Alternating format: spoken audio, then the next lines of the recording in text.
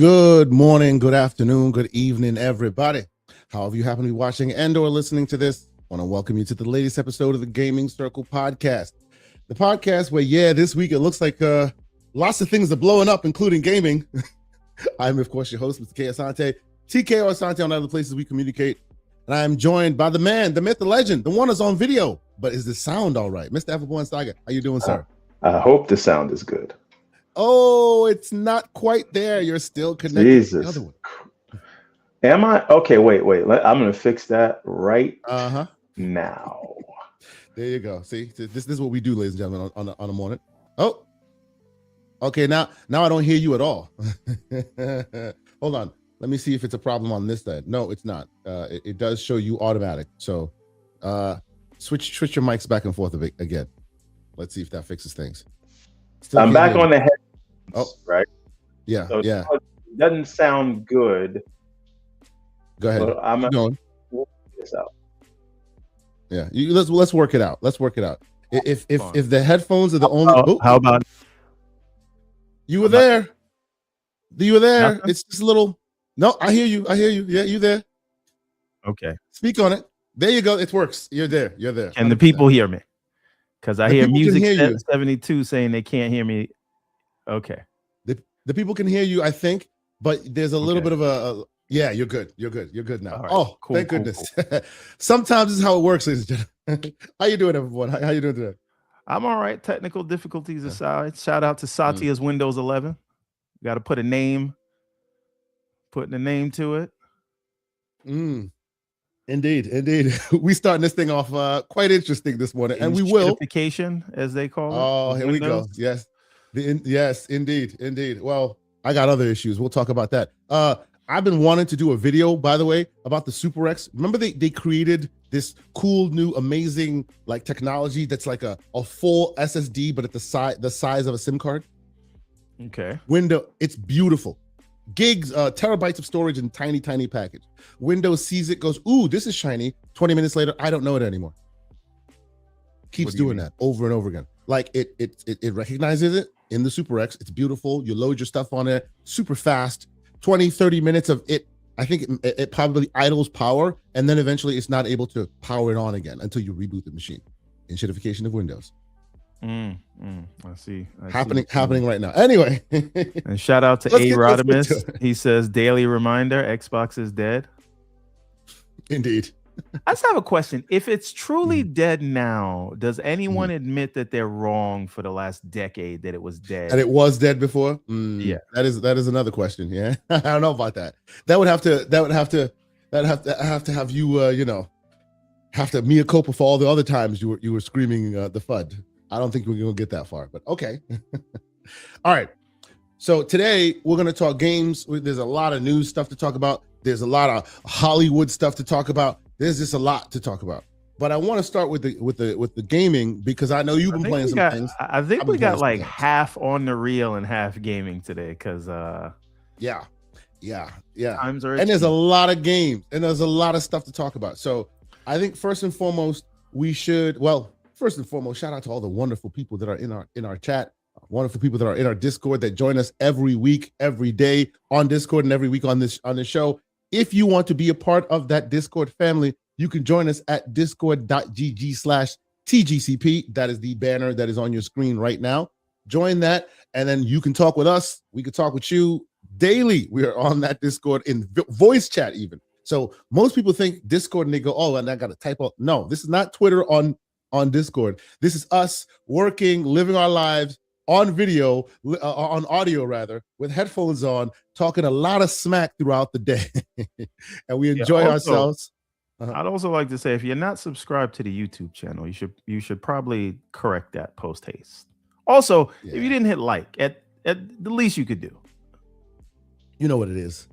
But yes, join us. We always have great conversations. And some of those conversations are actually what lends to what the main topics that we have on this show today.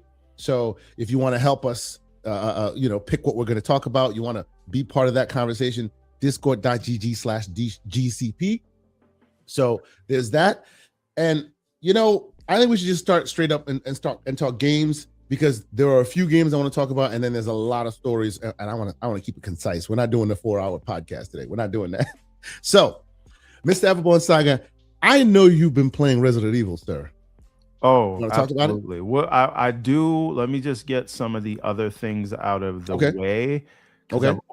I picked up a few indie games, and so one of them was called Emberbane. Emberbane? Yes. Okay. Now, Emberbane. This is a pixel art precision platformer Metroidvania. Ooh, okay. Right. Man speaks my language. All right. Let's find it. So this is not for the faint of heart. It is all about, you have some platformers that are about like, you got to explore, you get lost, you get a power up. Like that's a regular Metroidvania. This is one of those ones where good because the obstacles that they throw at you is one of those things that'll have your thumbs with carpal tunnel, right? Like okay. So you'll see. I love the art style, man. Well, I love that. Actually, smooth. It is very smooth. Yeah. I hate the character model. She's running like a weeaboo with her hands behind her back, and I'm like, did you have to do this way? No, but I like it. I like the aesthetic. It's kind of cool, and the fire, it's not bad, man. And it has this really nice animated intro, very well voice acted. But it's like it's a Metroidvania, but it's an old school platformer. Yeah, it looks like it. It looks real cool. It looks really cool. What's this called again? Emberbane? Emberbane. Okay. How long have you been playing this? No. I just gave this about an hour because it was one of those things when I was picking up Resident Evil. While I was waiting, I was like, let me see what the indie space is doing.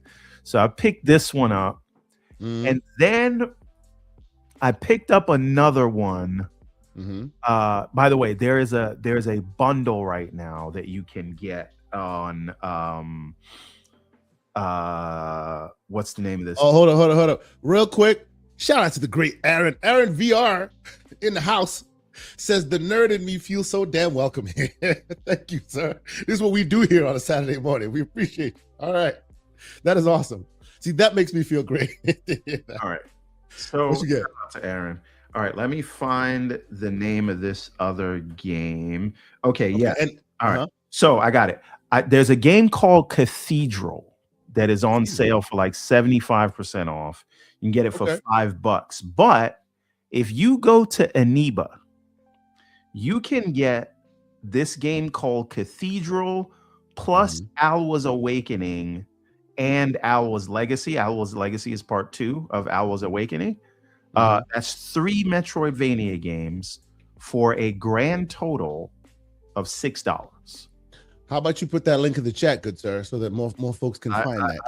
I'd be about it. I want you to show them Cathedral and then Alwa's Legacy. I think this is Cathedral. Yeah. Here we go. So Cathedral. Oh, this is very much. It's almost in the style of, I would say, what do you call it? Almost in the style of something like a Hollow Knight type style, right? Like no, that's what you call it today. I meant Shovel Knight. Yes, that's what I meant. Yes. But not. Yeah. Honestly, but Shovel Knight takes Nintendo-esque style, so you could basically say it's old school, but still, I like it. It's good. Right. All right. So if you get it in the bundle, it's only like $3.75. But Steam, if you buy it directly, is like $5. Okay. Yeah. That's cool. I like it. I like it. All right. Now I want you to and we'll go through these quick. There's another one called Alwa's Legacy. So ALWAS. Okay. Legacy. ALWAS. Alwa's ALWAS. Yes. Okay. Alwa's Legacy, which is yes. Okay. I'm trying to find it here real quick. There you go. Alwa's Legacy. Here's a bit of gameplay on that, ladies and gentlemen. Check this out. Okay. Also, very, very much. No. This looks like Awakening because this is the first one. Okay. So it got a big. Hey, you're right. This is Alwa's Awakening, not Legacy. Glow up. Yeah. This is also $1 and some change. This came out 2017, but in 2022, they did Alwa's Legacy. Legacy. Oh yeah. See, I just typed in hours, so Legacy. All right. By the way, Denzi G83 says that Cathedral is much more like Wonder Boy, and he's correct. Oh, very cool. Okay, that's a good call. I love Wonder Boy. Big fan of that game. Hold on, there you go. So Hours Legacy. Let's take a look at that. Yes. So this is you'll notice the graphical glow up. Yep. Definitely an update. Yep. Let's get again. This game is $1.80 right now. If you go to okay, you fast forward through it so you can see some of the gameplay. But let's see. All right, look at that. You see, very old school in it. Yeah, oh yeah. They've done a lot more. Almost 16-bit from 8 to 16-bit in this aesthetic. Yes. Very cool. Very cool. All right. Now, how did you come across these? Are these part of the No, these were I found these in the bundle because I was looking for Cathedral. Okay. And I found Cathedral on Steam for $5, and then of course Joey from the GCP community, Dr. Dry Rub, you may know him, frequent code giver, was like, hold my beer. He went to Aniba and was like, I'll get all 3 of these games for the same $5 on Aniba. So that I didn't find it on Aniba, but Dr. Dry Rub did, and so I ended up picking up all 3 of them. And this is actually the one that I stuck with. There's just something about it that fits my sensibilities. It seems very basic now, but what happens is you see those 3 slots that you have there in the top right. Those are things that you can create in the world. So you can create like a block that is pushable, right? And you can use that to get to places, or you can create a bubble that rises for a second and a half, and you can jump on that bubble to get higher, but it'll pop. And then there's another thing that you can do. So, but you can only do, if you make one, it'll negate the other one, right? So they do some really interesting things with the platforming with those powers you get. It's the thing that this game does that's different from the other stuff. So very awesome. Actually, I like this one, and I would have been playing it, but if it wasn't for Resident Evil. If it wasn't for Resident Evil. And the last indie game we're going to talk about is, and I'm going to tell you the name of it right now. It's like a top-down Link to the Past style game. I'm going to tell you what that is right now. Great for radio. Under the island. Under the island. Okay. Under the island. Okay. All right. You all about them indies today, huh? Under the island. Okay. This is what I was doing all week until Resident Evil came out. And then we'll talk about it now. But I stayed up all last night. I played for like 4 hours straight. Okay. If you fast forward through this, you'll see what I mean. It's a top-down action adventure game in the style. Oh wow, that's cool. Yeah. That's cool. So and you're using what hockey has a hockey stick. Yes, because it's present day. It's like a present day game. Okay. Very nice. And you're beating up what like raccoons and things? Animals and things that come to fight you, things like that. Very nice. There's still chests and everything. There's still magic and all that, but it just takes place present day. You're a kid that has moved to a new town, and there's something going on, and it's like a Zelda game. And they do this like when you first find the first chest, you think you're going to get a sword, and it says, "Oh, someone took my sword. They left this here in place," and it's the hockey stick, so that's what you play with. That's very good. I love it when you can tell that in styles like this, you can tell that these are people who grew up like we did, like playing those games, and instead they were like, you know what, it's time for me to put my own tinge on it, and it really comes out really cool and inspired. It looks really cool. Yeah, and again, the visual, I really like the visuals because it's pixel art, but it's still very modern, and you got very really cool animation. So. Definitely if you need that sort of Link to the Past style kick, like this will scratch that itch for sure. All right, are you ready for the main event? But wait for it. Let's quickly the great MJ Dark is the first super chatter of the day. We found out super chat. Shout out to MJ Dark. He says, switch to bodying Series S in Resident Evil 9. Now you're playing with power. Reminder, Blessing oh my God, blessing in the Spider-Man 2 with Greg, the hard-nosed question. Oh my God, Gojima. Don't get me started. Come with the slander already starting with this thing, man. We appreciate you being here, bro. Thank you. Yeah. So you want to talk Resident Evil? Before you do, I have one indie and one big game. I'll leave my big game to the end, and I'll let you do Resident Evil. Before I do that, though, I do for sure. Before I do want to say, y'all know that the Next Fest is going on right now. If you don't know that Next Fest is going on right now, for all my new demo players, there's a story about this that I will tell you later. I can't tell you on Front Street, but you will change your mind about demos after I tell you the story. But that can't be here. Maybe for the Discord, we'll talk about that later. But yeah, so for those who don't know, specifically for, teased. I want to buy the games when they come out. No, bro. If I could only tell it to you right now, we'll talk about this later. Anyway, right. So for all my people out there who currently, your ROG Ally players who now have access to Steam, but they never really want to, dip their toe in that water because it's not really their waters to swim in, right? It's good to have access, but they're not really about it. This may be how you, get your feet wet. Today, this week, until I think next week, there is the Next Fest going on. A bunch of free demos. You just hit download. It joins your library. You're playing. There's no barrier of entry at all. Just hit the button and play the game. You just have to obviously log into Steam to do it. Bunch of free games. Bunch of awesome games that you've wanted to try. Games that will be on console at some point. A lot of them out there right now. But the only one that I will talk about, because I cannot stop playing this game. It is wildly attractive and amazing looking. It's a game called The Eternal Life of Goldman. Don't know if you've heard about it. Is it out? Bro, it's only in demo form. I've played it 18 times already. No. I want to know life comes out. Then close your eyes, sir, because people need to know this game exists. It is wildly attractive. I have never seen, I would say the one that's closest to it visually, the one that's closest to it from oh my God, this is graphically gobsmacking perspective, is probably No Rest for the Wicked. You know how they use the parallax and the graphical fidelity, similar to this.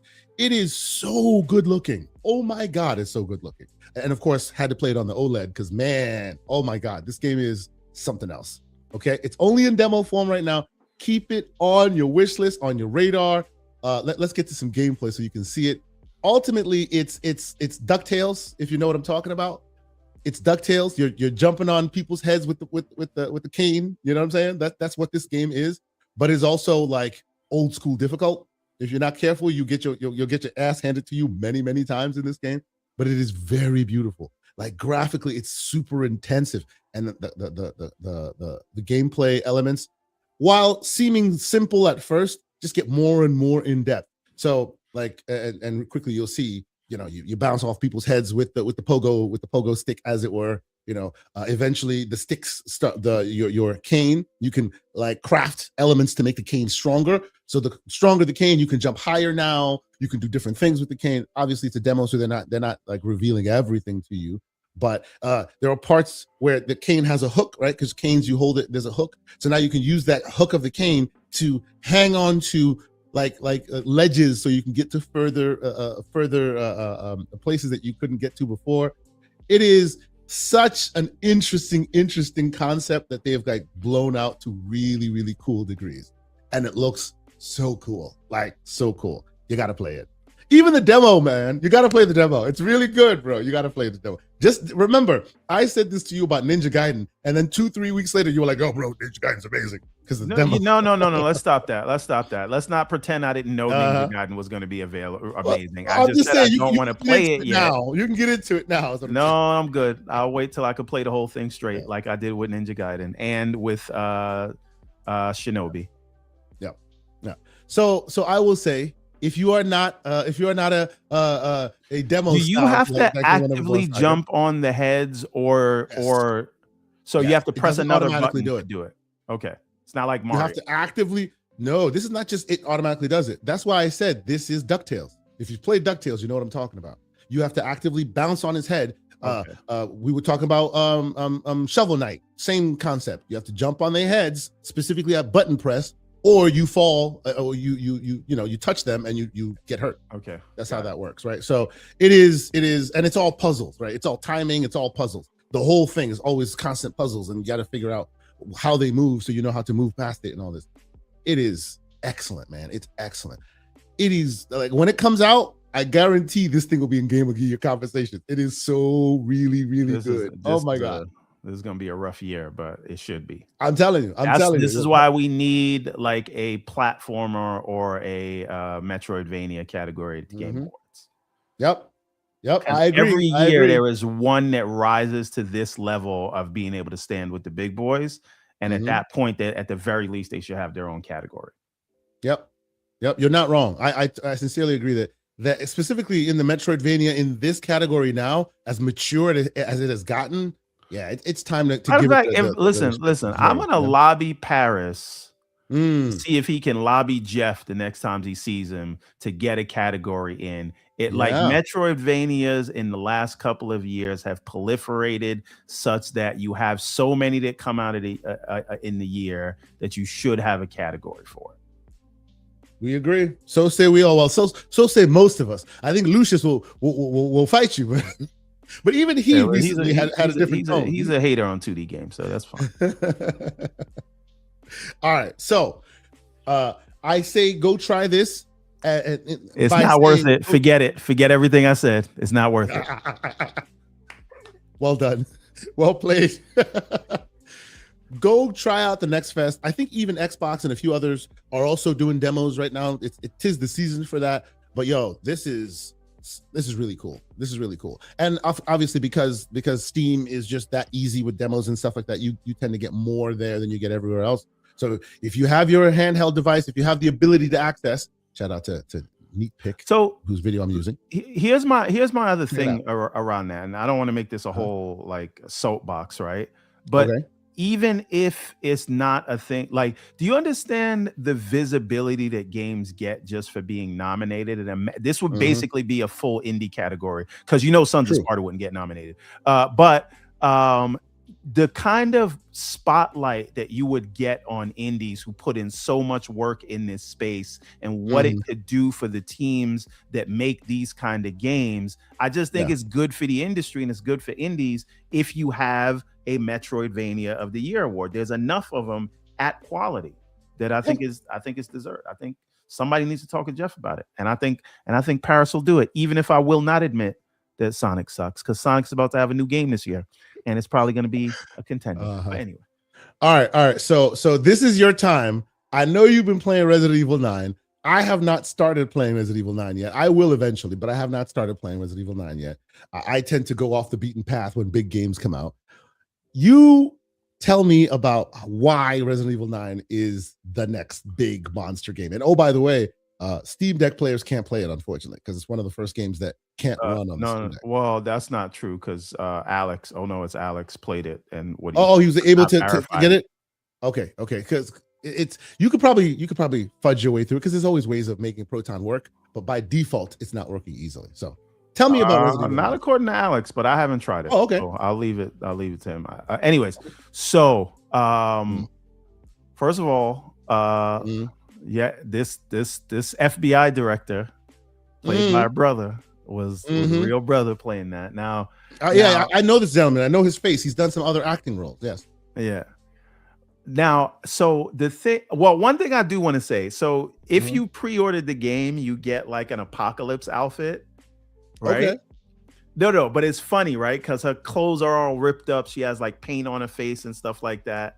If you select that at the beginning, even in this scene while she's in the FBI, you're looking all crazy. Like Aaron disheveled. I'm like, why is she in the office typing like this with her clothes ripped? It's very weird.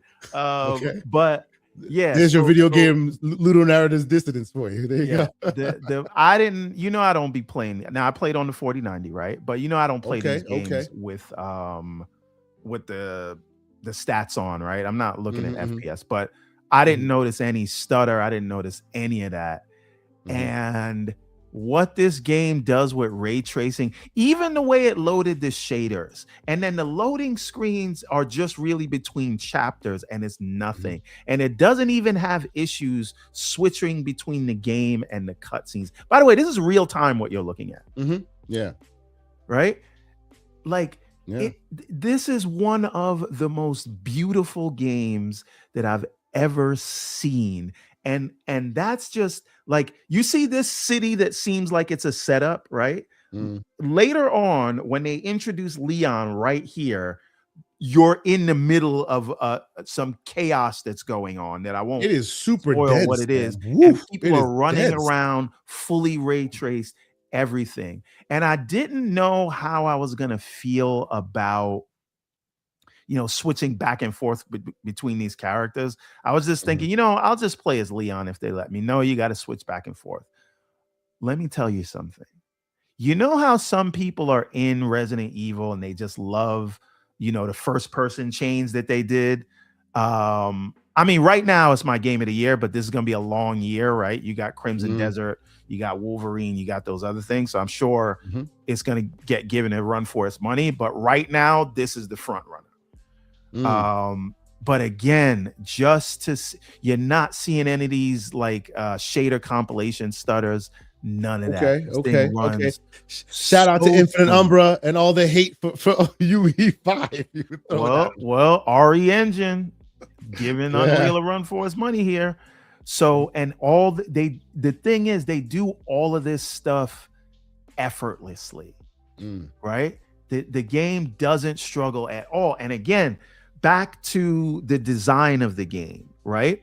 So you've got Grace. She's a young FBI agent. She's not a part of this world. So you play with her almost like you were in Resident Evil 7 with Ethan before he was trained by, you know, Chris Redfield, right? She's still scared of this stuff. So when you're playing with her, by default, it's first person. You could switch it to third, but by default, it's first person. It's a lot scarier that way. And I'm telling you, everything they did with Resident Evil Village, this is just taken to the next level. Like you're in a hotel. Well, you start out in a hotel and then you go to some mansion or medical facility or whatever. But you are scared when you're playing as her, right? Because she's not trained, she's running from stuff. There's barely any ammo around when you're playing as her. So it really is survival horror.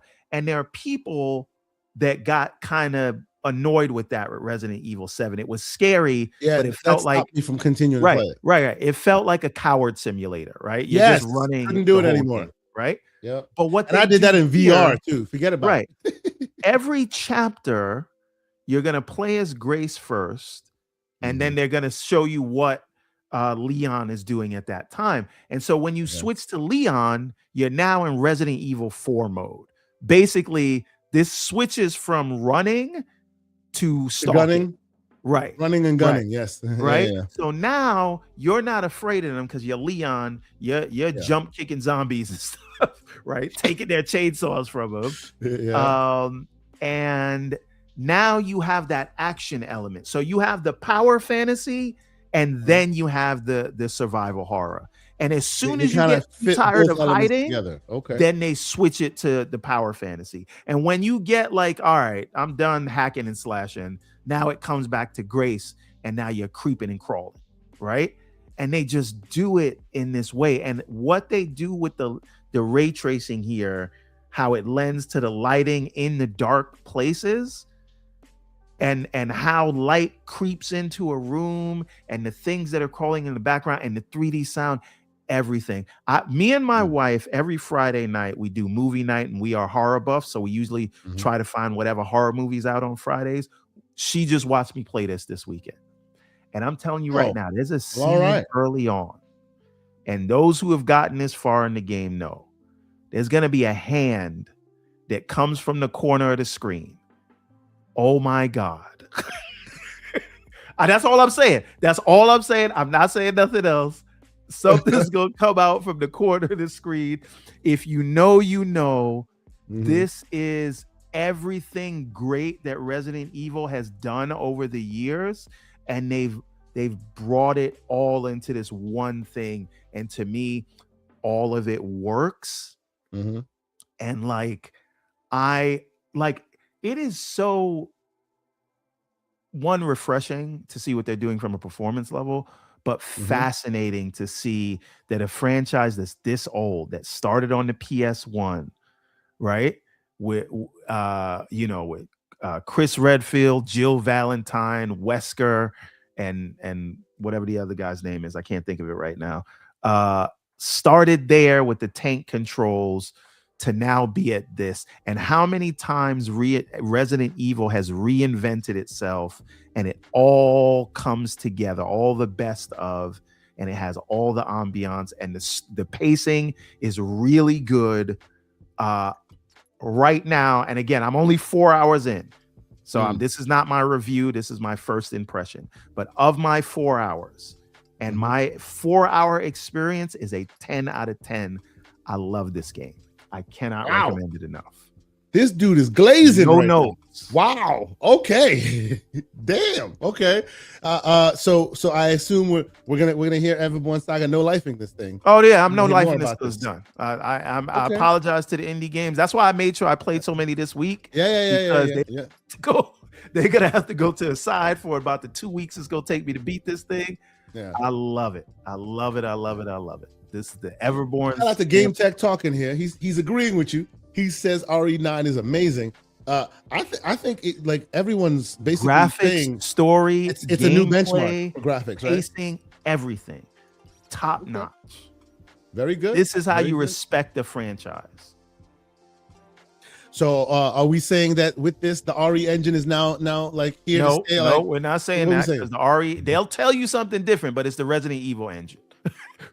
Right? Like we saw how it performed in Dragon's Dogma, and Monster Hunter Wilds wasn't great when it launched. I heard they put out a big update to fix the performance, so I will try that. But in RE for Resident Evil, it does the thing. I get you. So in other words, it is not ready to come for Unreal yet until it starts to being able to change its spots a little bit better. Right now, it's just really good at what it does. Now, let me ask you a question. When does Crimson Desert come out? Because I'm going to need at least 2 weeks to beat this game. Yeah, and believe it or not, I reached out to Mr. Powers, if you remember Mr. Powers, who we spoke to about Crimson Desert, and to see if he might anoint us with early access. We met him at PAX East. Yes. I sent him a message. He hasn't gotten back to me yet, but sent him a message saying, hey, maybe we can start that process early, because I know that game's going to take a minute, being what it is.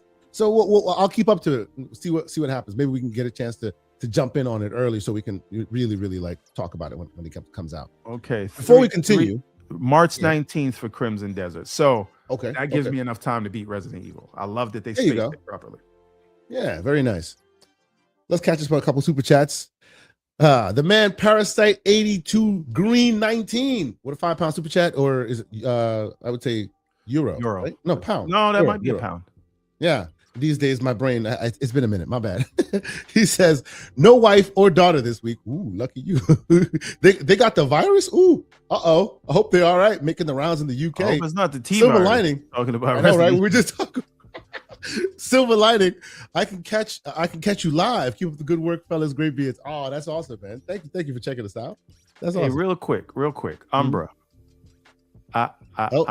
I'm sorry. Says, okay, go ahead. Yeah. He says he's getting FOMO. Listen to Everborn, love RE9, but need to go through 6, 7, and 8 first. Listen, you don't need to play 7 and 8 to play this, because it's not a direct continuation of those games. Maybe you got to play 6, but I didn't play 6, and I don't feel like I'm losing anything. So you don't have to go back. If you want to play this, just play it. And it's not like you got to wait for performance update, because it's already running fantastic now. The reason why I kind of agree with him, though, is Resident Evil purports to be about the Resident Evil, about the T virus and all that. But as you even explained, as you were explaining it, it's about the people, it's about, Redfield, and it's about Valentine. And if you haven't had those experiences with them, when they show up here, you kind of don't have those references. Yeah, but you kind of want to play those, if he played 4, which I think he did because that wasn't on his list, then he knows who Leon is. Nobody knows who Grace is. See, and another thing I say with that is I played 7, right? And I played 8, even though I liked and didn't like them in different ways. So 7, like you said, for me was a scared simulator, and I played it in VR, which made it even worse, right? And it kind of cured me of Resident Evil. And then Village, I actually thought was nicer because it gave you a bit more capabilities, right? Sorry, I feel like what you're describing here stitches 7 and 8 together, where you have half one and half the other. Playing 7 and 8 kind of. No, what this is from a gameplay narratively, it's nothing to do with 7 and 8. Sure. I'm not disrespecting 7. 7 was amazing. I loved Village. I'm just saying narratively, you don't need to have played those. Sure. What's going on it's here? It's like what do you call it? It's like Final Fantasy. Yes. They're all self-contained. From a gameplay perspective, what you're talking about is a mixture of Resident Evil 7 and a Resident Evil 4. 8. Yes. No, and 4. Not okay. 8. Okay. 7 and 4 is what you're getting from a gameplay perspective. Excellent. Okay. Let me catch up on one more super chat. And the great Paris Lily.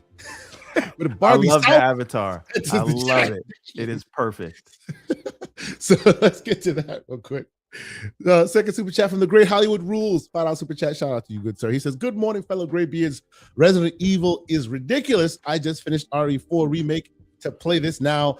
Amazing so far. Y'all are getting me with this, man. If Umbra said he was playing RE4 to come into this, I would understand. You don't need to play 7 and 8 to get to this. So salute to the great Paris Lily, whose video about RE I actually saw this morning as well.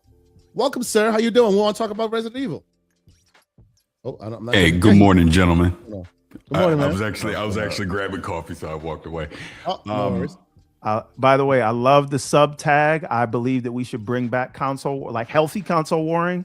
I've always been a fan of it. Keep going. Well, you always know my subtitles are pure sarcasm because no, we should not.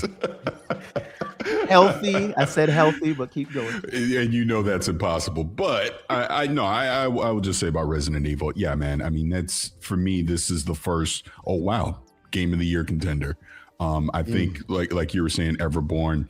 Like I've completed it now. I finished it last night, and man, it's so good, and it has replayability. Like you're gonna want to go in and play at the harder difficulty, and just so much to do. I love that you get the 2 different perspectives. So Grace in first person, don't switch to third person. Stay in that 100%. But Leon in third person makes total sense as well, right? It's such a great game, and Capcom has just been on one lately, man. I mean, Pragmata is about to come out, Omnimusha is about to come out. Obviously, here with Resident Evil, you know, I played on PC. I did a sponsored thing with Nvidia, so I haven't. Which we're playing right now.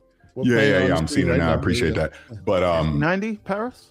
Yeah, 5090 DLSS 4, you know, multi-frame generation, the ray tracing, the path tracing, the lighting in this is insane on PC. So highly recommend if you got the rig to do it.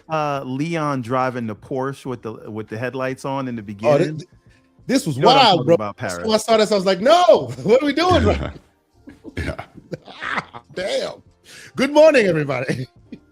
No, but anyone sitting here watching this, listening to this, go get Resident Evil. You want to play this. It's really, really good. Okay. Paris, I have to confess, I set my auto aim to 10 and put it on follow. I don't care. I did it. Lord. I don't feel shame about it. Is that the Everborn Saga mode? Is that what we're saying? Hey, well, it's funny. Can't be wasting bullets.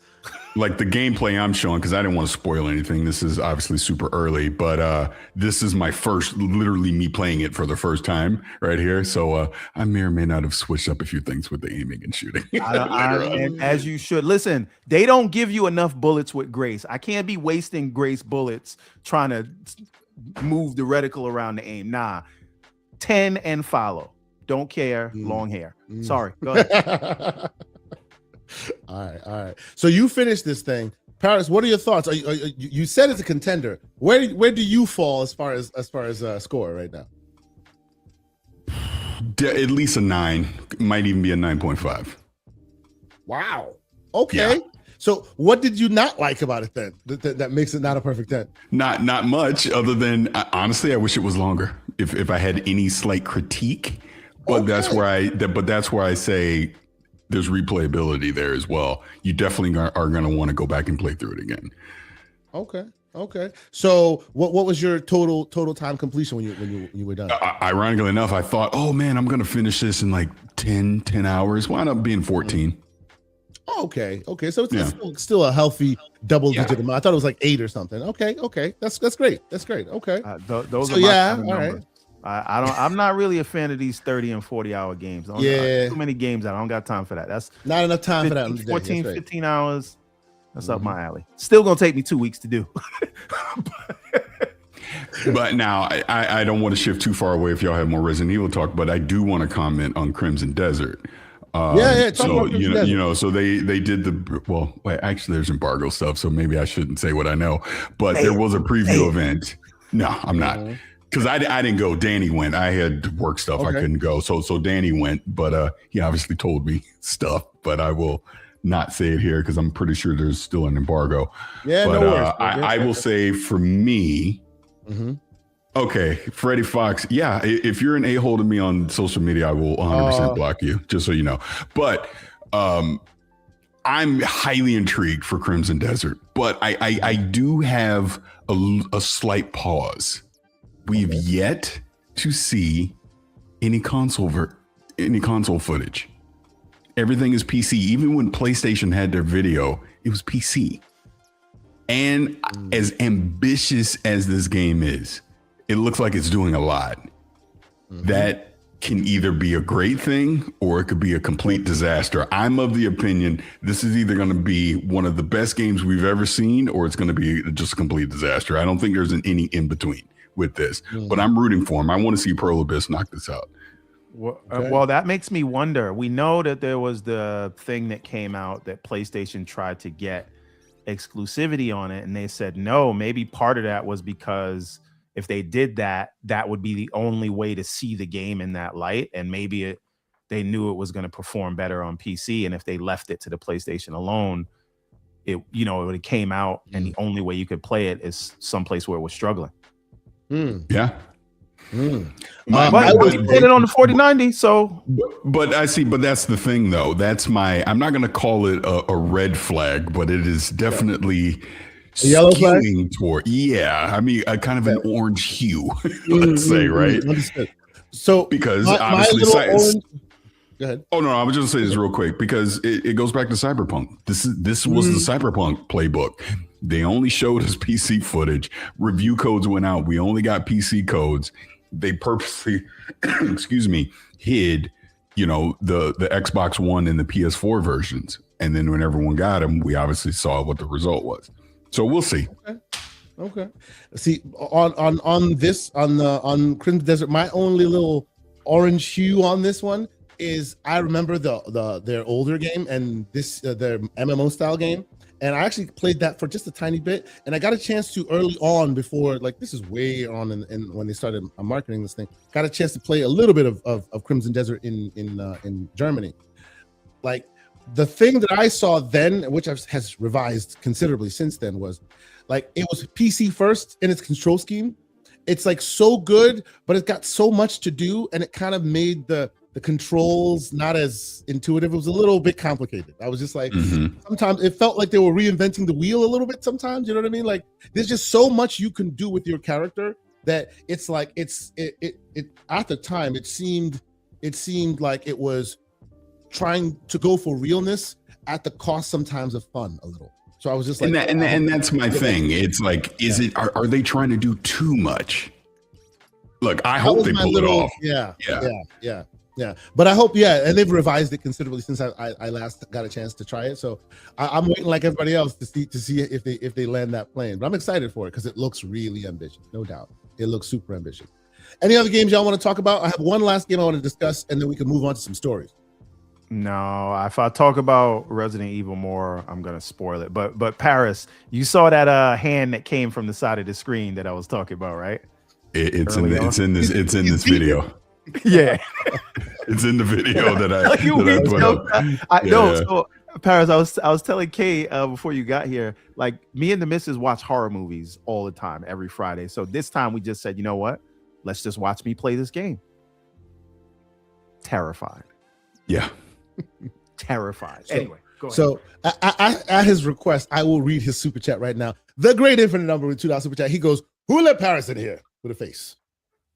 See, Umbra been out of pocket for a while now. You know, he likes to take little swipes at me because you know I listen to various shows, as you know, and he'll be on there. He'll take a little swipe. He likes to mock my voice, and he's been accumulating strikes.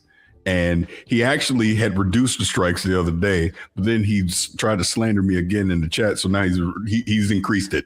You're up to 15 now, sir. Okay. Yes. I want to say that I approve Umbra slander, and it is retribution for your Sonic slander. So keep it up, Umbra. Okay. All right. Last game I want to talk about that we can move on. We can start talking about some stories because there's some really interesting things out there. But quickly, they sent me a code, so I want to shout them out. This is for a game that's been out for a little bit. When it first came out, I was like, I wanted to try it, but the reviews it didn't give me pause, but I was in the middle of lots of other things. So I was like, you know what? I'm going to give it a shot at some point. It's a game called Echoes in the End. Echoes in the End. Now, Echoes of the End or? No, of the End. You're right. Absolutely right. Okay, I have that game. Echoes of the End. Yes, you have that. What was your first synopsis? Didn't play it. Have you tried it? You didn't play it. Okay. I bought it though. They got my money.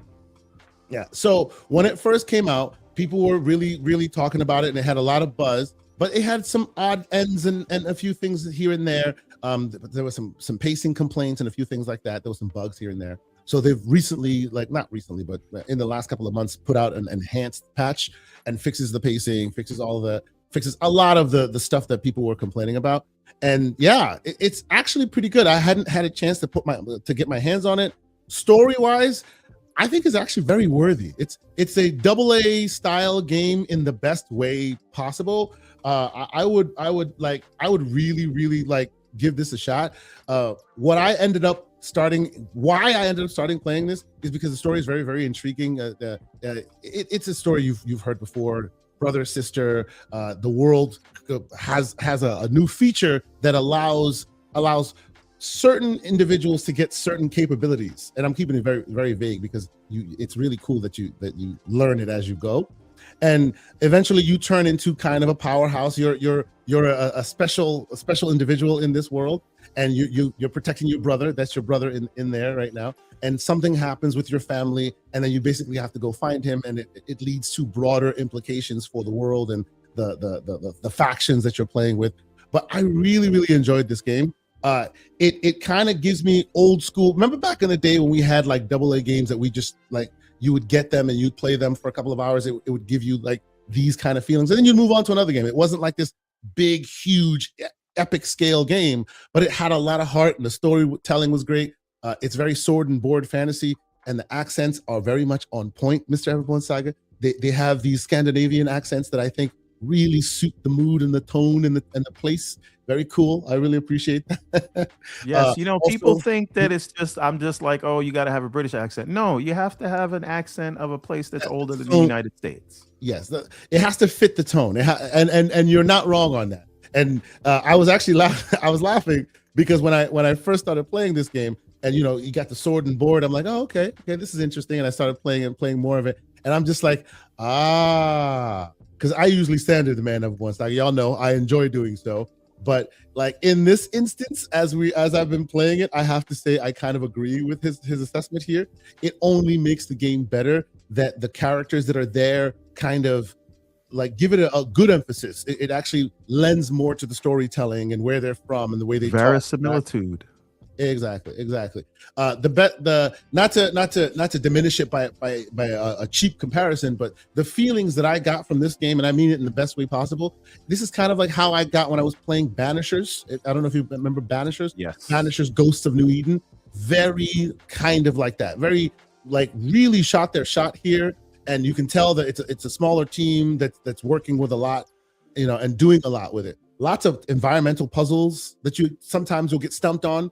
It starts easy, but it gets complicated. Many layers of environmental story puzzles sometimes, where you have to know where you went before to go where you need to go, and then you're using your powers to reverse time to kind of unbreak things that are broken in order to traverse the world. It's pretty dang cool. So that's what it's called. That's what it is. It's called Echoes of the End.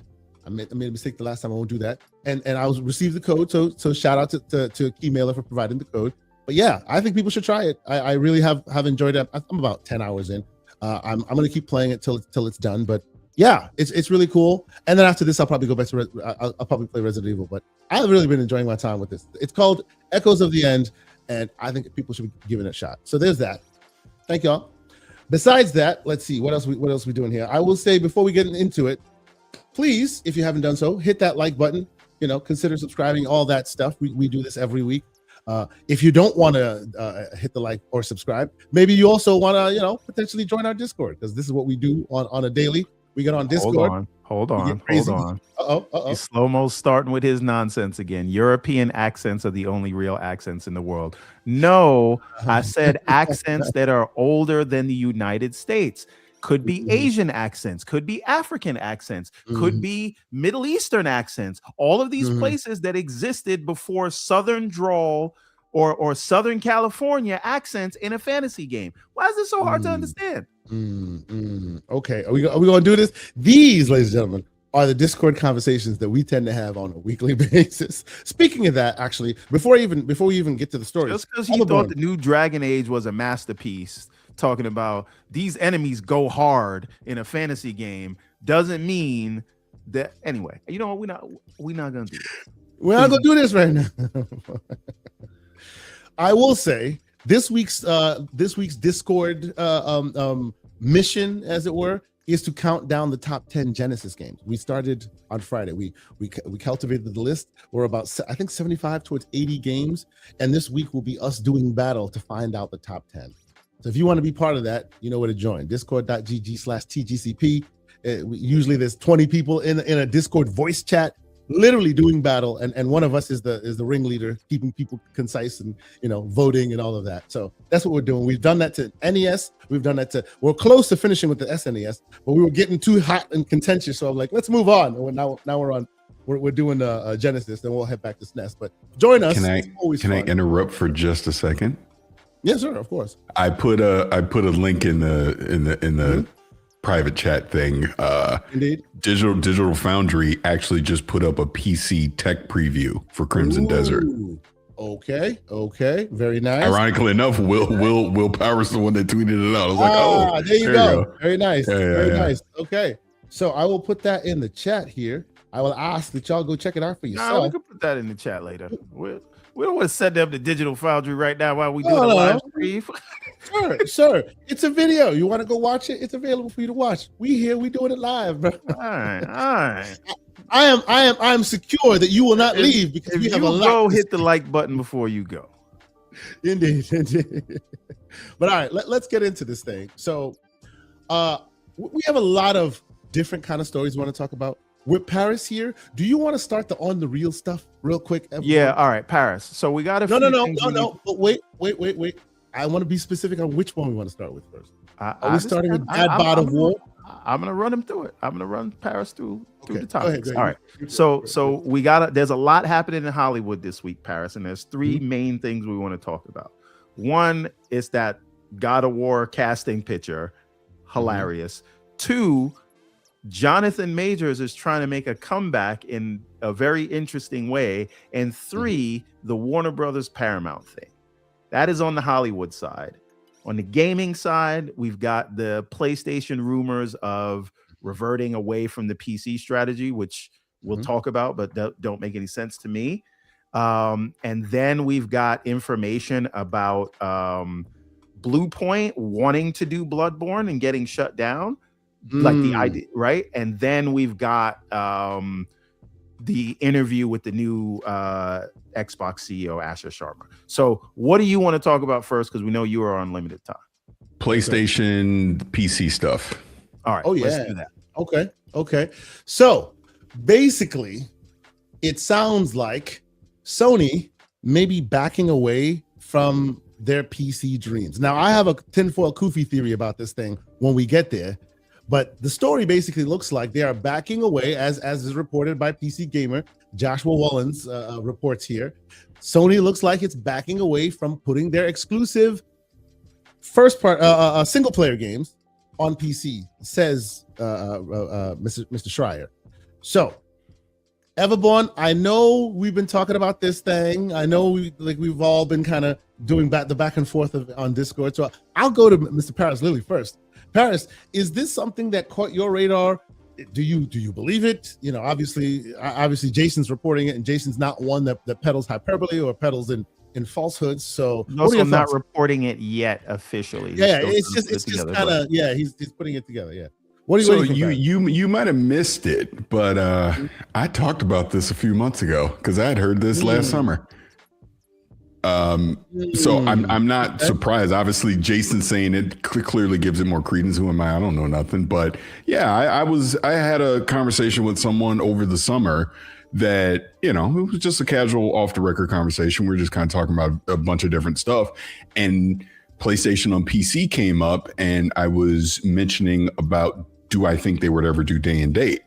And this person was like, no, he goes, if anything, they're looking to potentially scale back, and they would get out of PC altogether before they would do day and date. And I was like, oh, interesting kind of thing. I filed away, went on about my day. And then Jez had mentioned this, and then it came up again. I was like, oh yeah, I heard the same thing, you know? And then obviously now Jason and Nate and some other people are pretty much confirming it. So here's how I look at it. Cause I actually tweeted this yesterday. I muted the thing cause I know it's chaos. I was like, I think this is a mistake personally. I get that currently, yes, they've made $2 billion in PC sales and it has scaled back, but that's still $2 billion, right? I get it's a small percentage of their overall revenue, but clearly it's not hurting PlayStation hardware sales because they got 90 plus million out there. So why you've established this cadence of you doing this timed exclusivity with your single player games that I think Spider-Man was the earliest one to come, 14 months or something, like Spider-Man 2, 14 months or something like that. Why wouldn't you continue to do that? Because it's pretty clear people that are buying these games on PC were never going to buy it on PlayStation. They just weren't. They were not going to go get a PlayStation and play these games. If anything, you should probably push closer to day and date, because I think you're losing that initial buzz by it coming out 18 months later, right? At that point, you don't have the same enthusiasm. I'm just put it this way. You cannot tell me if Ghost of Yotei was out day and date, or Wolverine, let's go with that one. That's about to come out in September. If Wolverine came out on PC the same time it came out on PlayStation, guarantee you have a bigger PC sales, and you're still going to get the people on PlayStation buying it too. That's just me. Obviously, you know, I don't care about none of the exclusivity crap, whatever. I understand it's a business. They're trying to hardware. Here's my thought. I don't know nothing. I don't think they're 100% moving away from PC. Clearly, day and date is on PC, or not day and date. Live service is day and date on PC. But why? Because you need the audience for it. They know where the audience is. Yes. In my opinion, why wouldn't that also apply to single player? Because wouldn't you have a higher attach rate to that single player game? Wouldn't it generate more revenue if more people had access to it? Just seems like it would to me, right? And I get there's console warriors, people want to argue. I get people taking victory laps and all this crap, off this rumor. But I don't think they're 100% moving away from single player games on PC. Obviously, Death Stranding 2 is about to come. That's a kind of an outlier because that's Kojima. But don't forget the new Kenna. They announced that immediately with PC, and they're publishing that. No. Understand. Then this is kind of my point. I don't think they're moving away. Now, I think maybe some of their like an Astrobot is never coming to PC. Clearly, they're not bringing Gran Turismo to PC. I know Jason Schreier mentioned Wolverine would never come TBD on that, in my personal opinion. Okay. Let's see what Ghost of Yote. Obviously, we know Tsushima had some moderate success on PC. So I don't know, man. Plus, PC, like we're just talking about Resident Evil, right? And just playing it on PC is the definitive version. And yes, the PS5 Pro version obviously is getting its flowers. I get that, but it never top what you can do with a high-end PC. So I always want games to have the option to play a game at its highest fidelity. And we know if you keep those single player games on PlayStation, we're never going to get to that potential of it. That's just me. I get there's other people that argue exclusives matters and this, and they dive into all the numbers and blah, blah, blah, blah, blah. That's fine. And obviously we've talked about this plenty of times right here on this very show. My thoughts about, PlayStation and PC. I think Game Logic was on here and we were going back and forth about it. And I told him I do see a day where it eventually would happen. Maybe I'm wrong.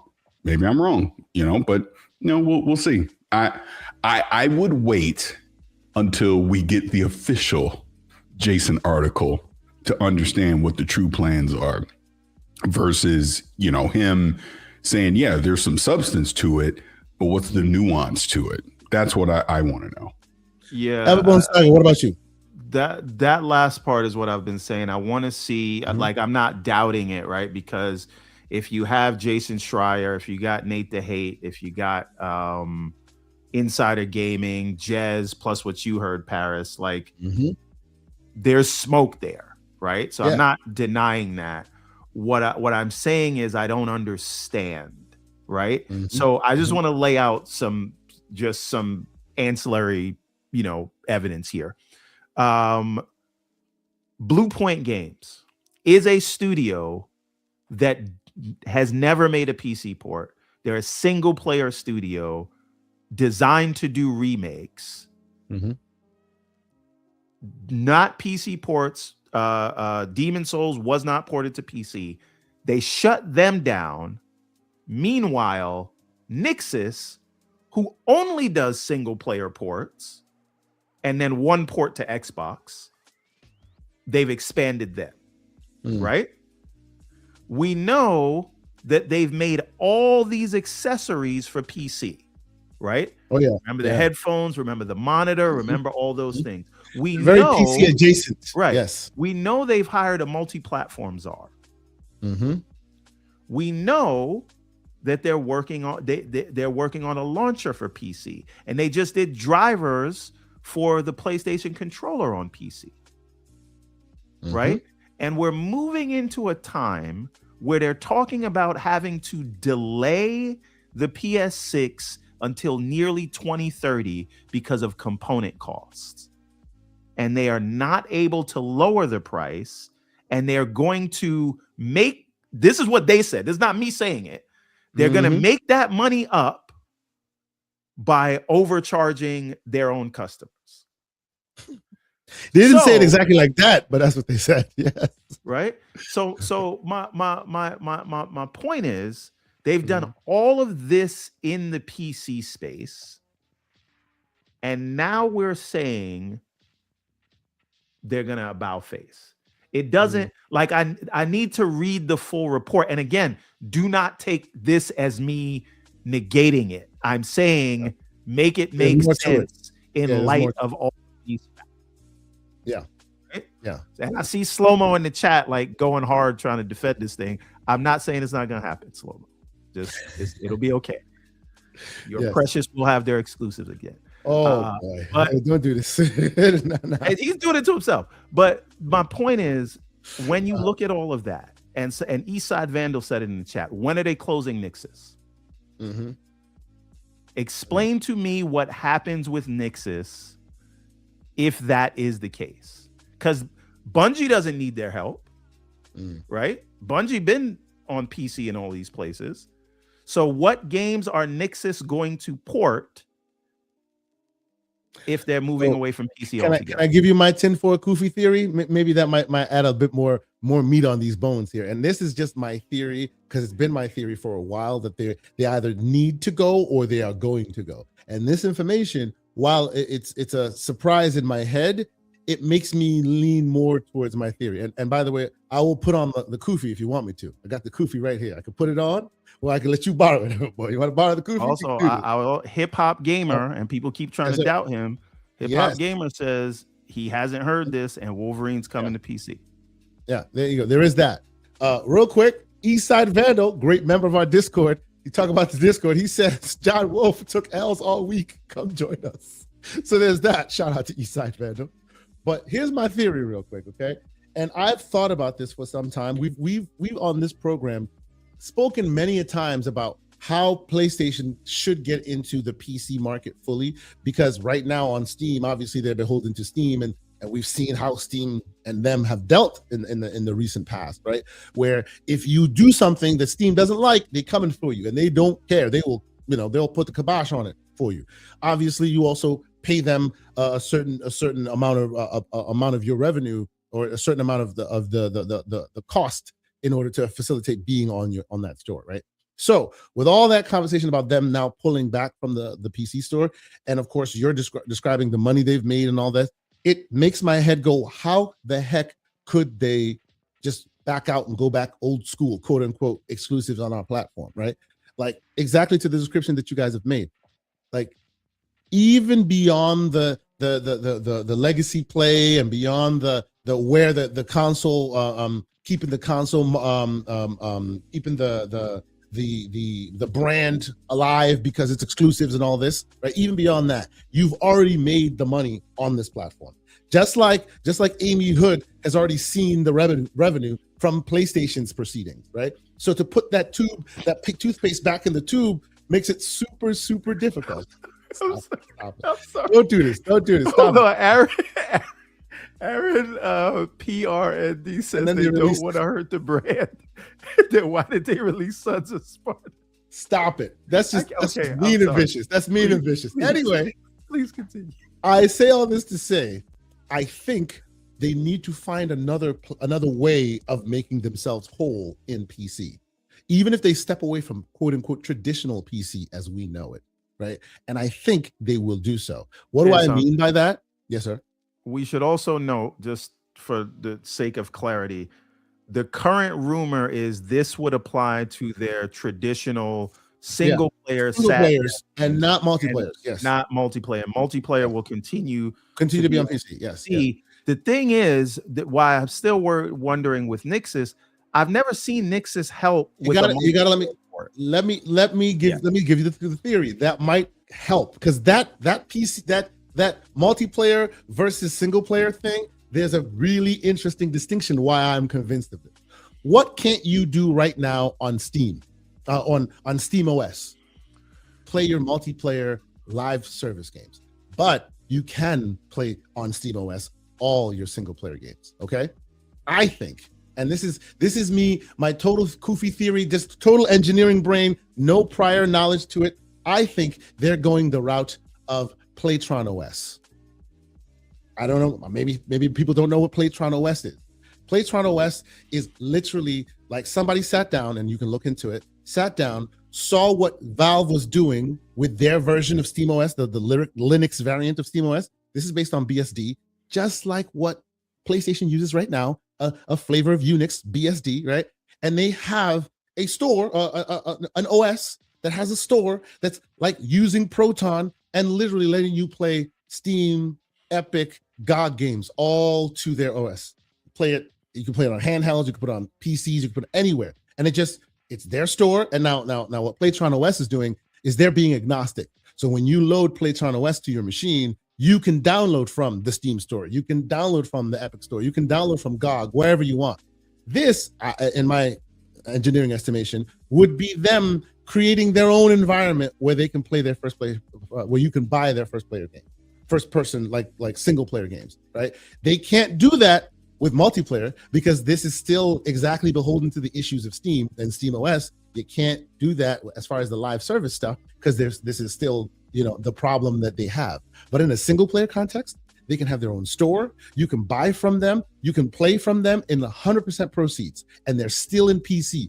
All the hardware you just described works perfect right here. It's their own little separate PC ecosystem environment that's not beholden to Microsoft, that's not even beholden to Valve.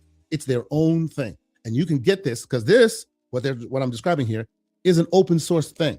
Right now, Playtron OS can be installed by anyone. They have certain hardware that they want you to use potentially, right? They're pimping you can put on a Steam Deck, you put on all these different variants of hardware. But at the end of the day, this is just their own flavor of Steam OS, their own place they live, where you can play all their single player games. And since they're pulling away like this, I am more convinced than ever that they will release this either in a PC context or in a handheld context of some kind to let you have access to their single player game. I don't know if that makes sense to me, because the only reason you go to PC is for scale, right? And obviously something like this that requires either bespoke hardware or this is standard hardware. No, I understand. I'm saying they're either going to make their own bespoke hardware with this on it, or if you're going to ask people to install this, you're only going to get enthusiasts to do that. So talk to the various other vendors that make hardware that this could run on today. Like now, I don't see Sony going that part like that.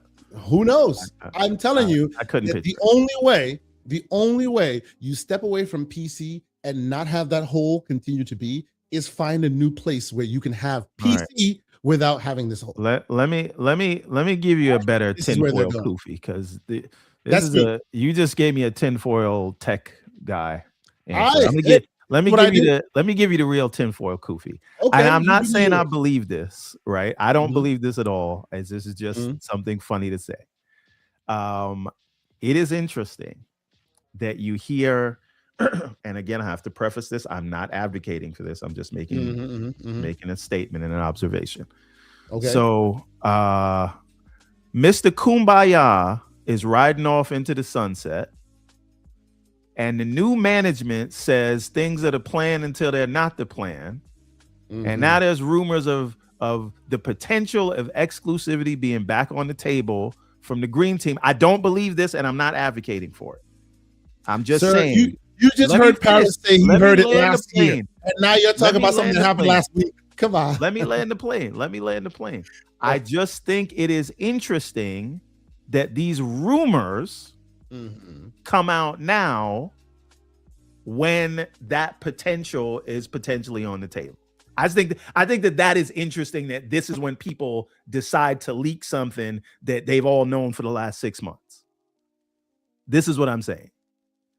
I'm not saying Sony's deciding that now. I'm just saying I think it is interesting when everybody knows that the next Xbox is a PC, and now you got the new CEO, so there's new possibilities. Now everybody's like, let's let the lid off that rumor right now. Yeah, but to Kay's point, and forget what I said, Jez said this back in November, so it's not new. Just no one. I'm not saying it's new. I'm saying people talking about it now. Well, it's because it came up on Jason's podcast, and Jason even said, hey, I wasn't ready to actually talk about this because he wants to dot his I's and cross his T's before he does. But this, to the point, has been a conversation that's been happening in the streets for a little bit. So there's some, I guess what the point is, and we'll obviously see what the full context is, but there's definitely some validity to it. I came away from the conversation I had there, well, yeah, they're not going to do day and date, but I just assumed, and I still do, that they will continue to put some games on PC. What that cadence looks like has probably changed. But I will still say, until I am just 100% proven wrong, we saw what Herman Holtz said in his internal email about Bluepoint. And we know what Phil Spencer was ringing the alarm bell for years, and we're seeing the results with all these studios, Highguard as an example. But this industry is on fire. This industry is not sustainable in its current model. So going back to the old model, thinking that's going to be sustainable, doesn't make sense to me. Until I have someone, who's actually in those rooms and does the finances, tells me that putting a game only on one platform is more financially viable than putting a game on everywhere. I don't believe it. Especially after you've seen the numbers of you, because there have been some success stories, especially after you've seen the numbers that you've been able to achieve when you've put it elsewhere. Once you've done that, those of us that work in corporate, it's very difficult to claw that back unless you have another way of filling that gap. I have an idea, gentlemen. Now, Nintendo does this to great success, but Nintendo does not do $200 million games, right? And so perhaps the way that this plays out, and we know they're talking about cost cutting, maybe Sony is backing away, along with this, is backing away from the $200 and $300 million games, and you're going to get smaller experiences. So what you're saying is they're doing this in favor and making nothing but Ghost of Sparta moving forward. Right.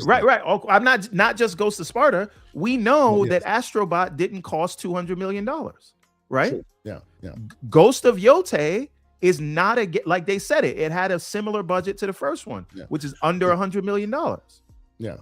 Right. So perhaps it makes sense when you are not blowing the budget like a Spider-Man 2 and a Ragnarok. You know what I mean? So perhaps this and listen, we don't know. Mad slanderous in our chat right now. Shout out to Clef. It's like more Sons of Sparta and less of Ghost. Yes, indeed. That's what it looks like it's going to be right now. So I say this to say, even the new God of War remake, we don't know what scale that remake is going to be, right? So it could just be a new coat of paint with the same top-down thing, right? Or they could change it up. So I don't. There's ways I'm saying there's ways they could potentially make this work. Now the risk here is Sony's also at the same time telling you, all right, we're going to make our single player games only on PlayStation, but they only do one a year. That's what they now. If you have an industry where the growth is coming from PC, and that's not me saying it, that's Matthew Ball saying it. So you could take it up with him if you don't like it. Right. So the growth is coming from PC. You have the competitor that they had on the high end moving to PC. So that's even more people that'll be on PC. And let's not say they're just going to go to PlayStation, because that hasn't played out. The PlayStation did not pick up whoever left Xbox. Right. We haven't seen that because they haven't outsold where they were at this point last generation. Right, it's always the same. The bubbles always tend to be the same. I say this to say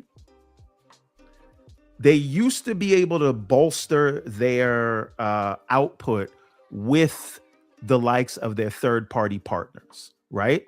Square with Final Fantasy, Capcom with Street Fighter V, all of these other games that PlayStation could never convince in this current market not to go to PC. Even their second-party games that they are literally funding, like Kena and Death Stranding, they couldn't keep them off PC. True. Right? They couldn't even keep those off Xbox. So I say that to say, with all these other games, like Resident Evil Requiem, like Crimson Desert that we're getting ready to get, like all of those things is Sony's one first party single player Sad Dad Simulator game a year enough to have the intended effect?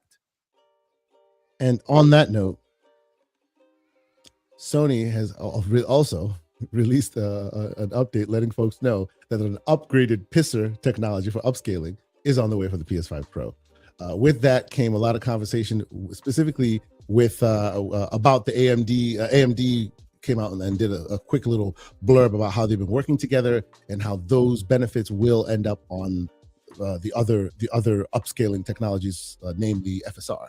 So it does look like they are still emphasizing their console platform. Wait a minute. You say that, but then what did Jack Hume come out and say? This technology is for the streets. We'll get but that's what I'm saying. It's going to go to FSR4. This is another thing. You're doing all of this with AMD for things that benefit everyone on PC. Mm-hmm. All of this moving and inching closer and closer to PC. And now we're saying This is what I'm saying. I need the full Jason Schreier report. I don't need these. I don't need it what he said on a podcast. I don't need somebody who heard from somebody who heard from somebody. We need the full reports, right? Okay. Because it doesn't, like Paris, everything you said, it makes sense. It doesn't make sense to me. That doesn't mean it's not happening. I just don't understand. And this is the other one last thing I'll say, right? In terms of the Blue Point thing, right? People are saying like they closed Blue Point because From Software didn't let them remake Bloodborne. Okay, cool. You're working on 3 God of War remakes, as well as you have Killzone and Jack and Daxter right there. There's things you own in your control that you could have put them on. Instead, you shut them down. But go ahead. Paris, what are your thoughts? Adding to the fact that they're also talking highly about the new PSSR 2.0 that's coming out, which, of course, as Everborn points out, it seems to be like an extension of what will end up in FSR 4 anyway, as far as the graphics card, the PC graphics cards. What do you think about this whole juxtaposition of them stepping away from PC as we're talking about, and them emphasizing this stuff here? Well, I mean, it isn't Resident Evil. Isn't that technically taking advantage of this new PSSR update? It seems to be. Yeah, so I think it's the first game that's doing. No, great. I want to see the PS5 Pro be able to have even better visual fidelity. So if this PSSR 2.0, is going to do that, great. And you would assume this is really an audition for what we can expect on the PS6 as well, because the technology is going to continue to improve. And if this is now going to scale into FSR 4 and go into AMD with PC gaming, hey, that gives them more competition against NVIDIA with DLSS. Great. That's how I see it. So I don't think there's anything bad here at all. And again, we've already talked about PlayStation and the PC initiative. I'm just at the point now where, all right, let's see what it actually is, because I don't think it is as cut and dry as, yep, we're never putting a single player game on PC again, or we're about to go day and date on PC either. There's clearly some middle ground in here of what they're doing, because I will go back to the point again until someone can make my lizard brain understand differently. If quote unquote protecting the PlayStation brand was the whole reason of this, right? They were losing brand identity or whatever the case. Why are live service games on PC and Xbox then?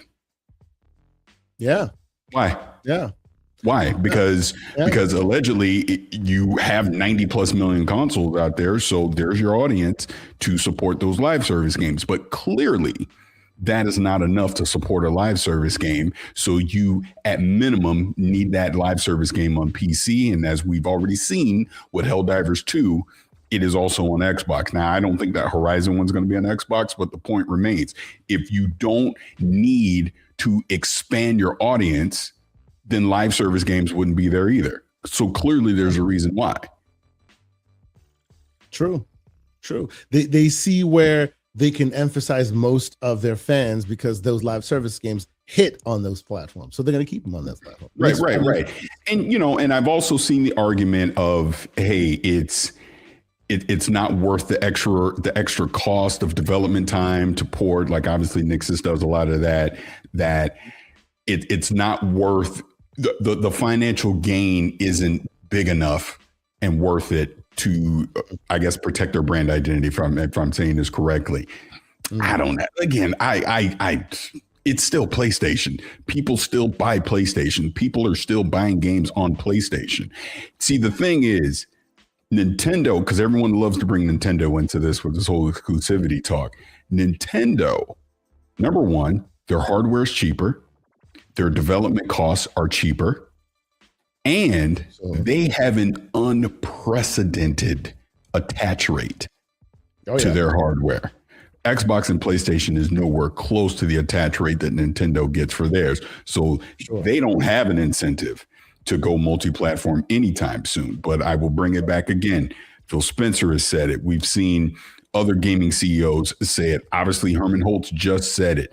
This industry is not sustainable in its current model. Why do you think Square Enix said, yeah, we're not doing the exclusivity thing on PlayStation anymore. We're going everywhere.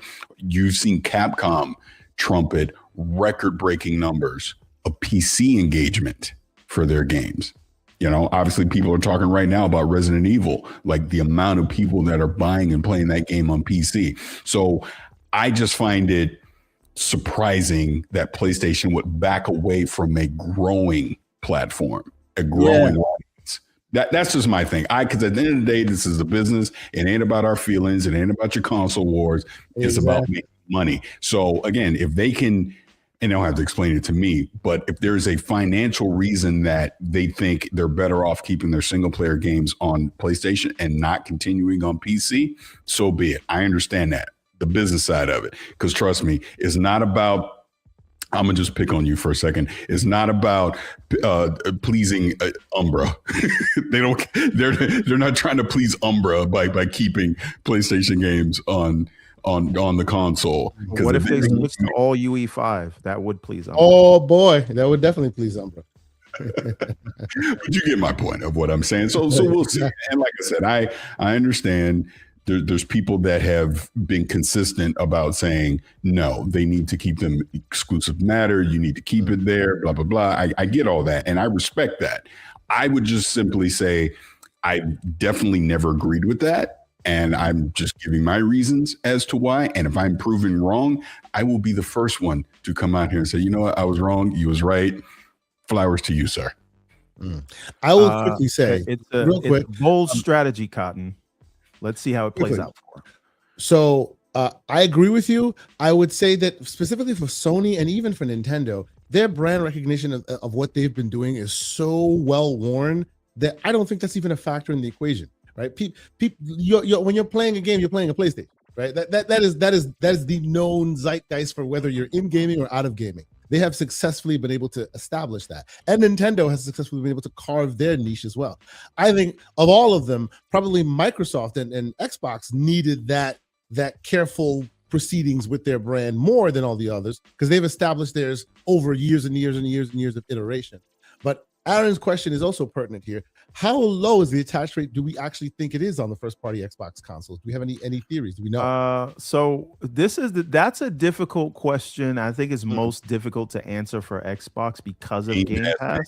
Because they put it everywhere. Yeah. Right. So a lot of people on Xbox console have, Game Pass, and a lot of them are playing those first party games when they come out. But how do you weight the attach rate if it's included in the service versus someone who's making the active decision to spend $60-$70 on a game? Also, we had a super chat from Slow-Mo. I'm about to get to it right now. He has a theory. I'm about to get them all right now. But first and foremost, I will say, shout out to the great 108 Dragons TV with a final super chat. He says, good morning, my gaming community. The holy trinity of content creators are in at this morning. Good morning, gents. Good morning to you, sir. Appreciate you being here. Shout out to the great Lemon. I hope you're doing well, sir. And then, of course, the great Slow-Mo backslap with final super chat. He says, theory here. What if it's just their big releases going to PC? The smaller single player releases don't sell well on PC currently. Yeah, what do you think of that? Damn, and Sons of Sparta is never getting that port. No, but that could be it. Look at Astrobot. I will never, and obviously Astrobot is a celebration of PlayStation, so it makes sense. But to that point, Astrobot's never coming to PC, and I don't think anyone should ever expect it. Let me say this before I forget. Okay. See, I don't think so because everything is skewed around celebrating PlayStation. It just wouldn't make sense. But let me say this before I forget. I'm actually very excited in, 2 weeks, 10 days, however long it is now. I'm going to be at GDC. I am treating GDC as a place of learning. I think a lot of what we're hearing right now and all this, you're going to have those conversations from people that are in the know, that are truly educated about this. So I'm definitely going to be on a question asking mission of certain people in the industry to understand. I'm looking for some interviews from you, Paris, when you get there. You got to ask about this PlayStation thing and how the business makes sense, because I'm sure there'll be people at GDC talking about that. 100%. And I need you to wiggle your way to Asha and Matt and Gandalf the Grey, as we called him, Jason Ronald. And I need you to get the tea. And we expect you to come back and spill the tea, sir. Spill it real quick. Indeed. I know you're going to ask the question, so. Yes, sir. Yeah, I will say at a minimum, yes, I will ask the questions. If I get the answers, TBD. We'll see. But that's the whole point. Just if I can say this really quick, I don't pretend to know everything, and I obviously am very opinionated, and I know I come off authoritative in that way because I'm very opinionated. But at the end of the day, I'm just speculating like a lot of other people. Sure, I'll get a crumb here or there that'll help point me in the right direction. But, when I'm wrong, I'm wrong. You know what I mean? And if this, because I've definitely talked for a while about, they should go day and date on PC. Why are you gatekeeping this stuff? Put it everywhere. Who freaking cares? But there's a layer there. If there's a financial business layer there that it does not make sense for them, I would love to be educated on it. So I know, because trust me, I'm not listening to random Twitter person tell me that. I want to hear from a person that actually works there tell me that. Absolutely. Yep. We would all like to hear the actual logistics of how that makes sense, because some of us can't square that circle. For now, we can't, especially since they've already started down that path and have seen success. Not like ridiculous success, of course, but still they have seen success. And when you see success, clawing that back and going, no, we're not doing that anymore, that is very, very unusual. I would like to understand that myself. Absolutely. Absolutely. Now, we're going to transition to more of the, because we're in the PC world, in the Sony talk, we're going to transition a bit more and talk more Sony. But before we do that, we're not going to talk about it, but this came out today. I saw this today, and I have to mention that people talk about it. I'm not talking about Dad Bod of War. We'll get there. That's what they're calling it. Dad Bod of War. But I'm talking about Gamers Nexus. This came out a few hours ago. If you haven't watched this, do yourself a favor and go see it. Basically, the TLDR of it is Sega and a few other, Sega, Nintendo, Sony, a bunch of them have dev kits in the UK that they have third-party companies basically go get rid of, right? So a bunch of e-waste, and then some guy goes and purchases this e-waste, finds a bunch of stuff, and TLDR out of nowhere, the dude shows up one morning, he's drinking his coffee, and police raid his home. They're coming for the dev kits. It's a wild story, like wild story. Sega's involved, Nintendo's involved. What dev kits does Sega still have out there? Bro, it's the old school stuff that's now e-waste. Literally, back in the Sega Genesis and Saturn and all those days, those dev kits ended up in a landfill. People using those for emulation, like reverse engineering. Watch the video. They basically, a kid went, a young man went to like a basic a landfill, purchased this old stuff, right? They're just selling a bunch of crap, finds a bunch of dev kits and old gaming paraphernalia from the 90s and whatnot, brings it home, and then out of nowhere, cops show up at his door because he's stolen dev kits, and it's a whole like crazy sting. It's a wild story. The Great Gamers Nexus is doing the story on it. Whenever I need to learn something, that's where I go to. So I will put this in the chat. Do yourself a favor and go watch that at some point. We're almost done here. Wait for us to be done, but check it out. Great story. Let's transition to more Sony talk in Dad Bod of War. I'll call it Dad Bod of War, okay? I'm sorry I have to call it Dad Bod of War because that's what everybody seems to be calling it. I think this is, I don't know. I have thoughts. The poor camera angle. We'll start with that. I do want to ask is there any like this? So are we sure that Amazon didn't just use AI to generate this? We're not sure. That's what I thought when the only thing we're sure of is that this is an official photo. This is not fake. This is not, and for those who've been watching this show a few times now, like a couple of weeks now, this is where Everborn will defend. Last week it was Sophie Turner, whatever it was, and now it's this one. Tell me why my eyes are wrong, Everborn. Well, look, we don't know anything yet. Maybe they could use some film grain or something to make it look more gritty. I don't know. I don't know, man. So yeah, needless to say, I saw this. I've always had a side eye on this project because I feel like some of it was good. Like a lot of the folks that have been tapped to do this is excellent. I'll actually go to the top of this list and show you guys what I'm talking about here. Like they have really done a good job in defining some of these roles, right? If you remember the games, they've done a very good job, and there's a Variety article showing you some of the folks that have been tapped to do this. But I don't know, man. I feel like the Kratos one might be not as great, not as inspired of a choice. A lot of these others, I'm also not sure necessarily about Kratos, about Atreus, just those two. But the rest so far, I've actually been able to stand behind because they really look good, and the actors themselves are very, very, very great actors who are potentially performing here. Paris, I'll go to you. I haven't really heard your takes on this. I'm super excited by some of these choices, like Odin, for example. I think it's inspired casting. More and more of them are coming out. They're really, really good, bolder, inspired casting. What do you think of the casting of Atreus and Kratos, and what do you think of these new shots that have come out there? It's two things. I think the casting is fine, but I think they should not, because look, this is going to be, but when we get the final product, this is not what it's going to look like, right? I don't think they should have showed this. It's not colored. Yeah, exactly. So people are reacting to what they see, which they should, but that's on Amazon. That's on the studio for deciding to put this out. Whereas I think if they would have waited and we got an actual finished product of what God of War, like when the trailer comes out for this, I think people are going to have a completely different opinion about it. The casting's fine. Again, it's fine. Oh my God, I'm blanking on the movie now. With Denzel. Oh my God, the football movie.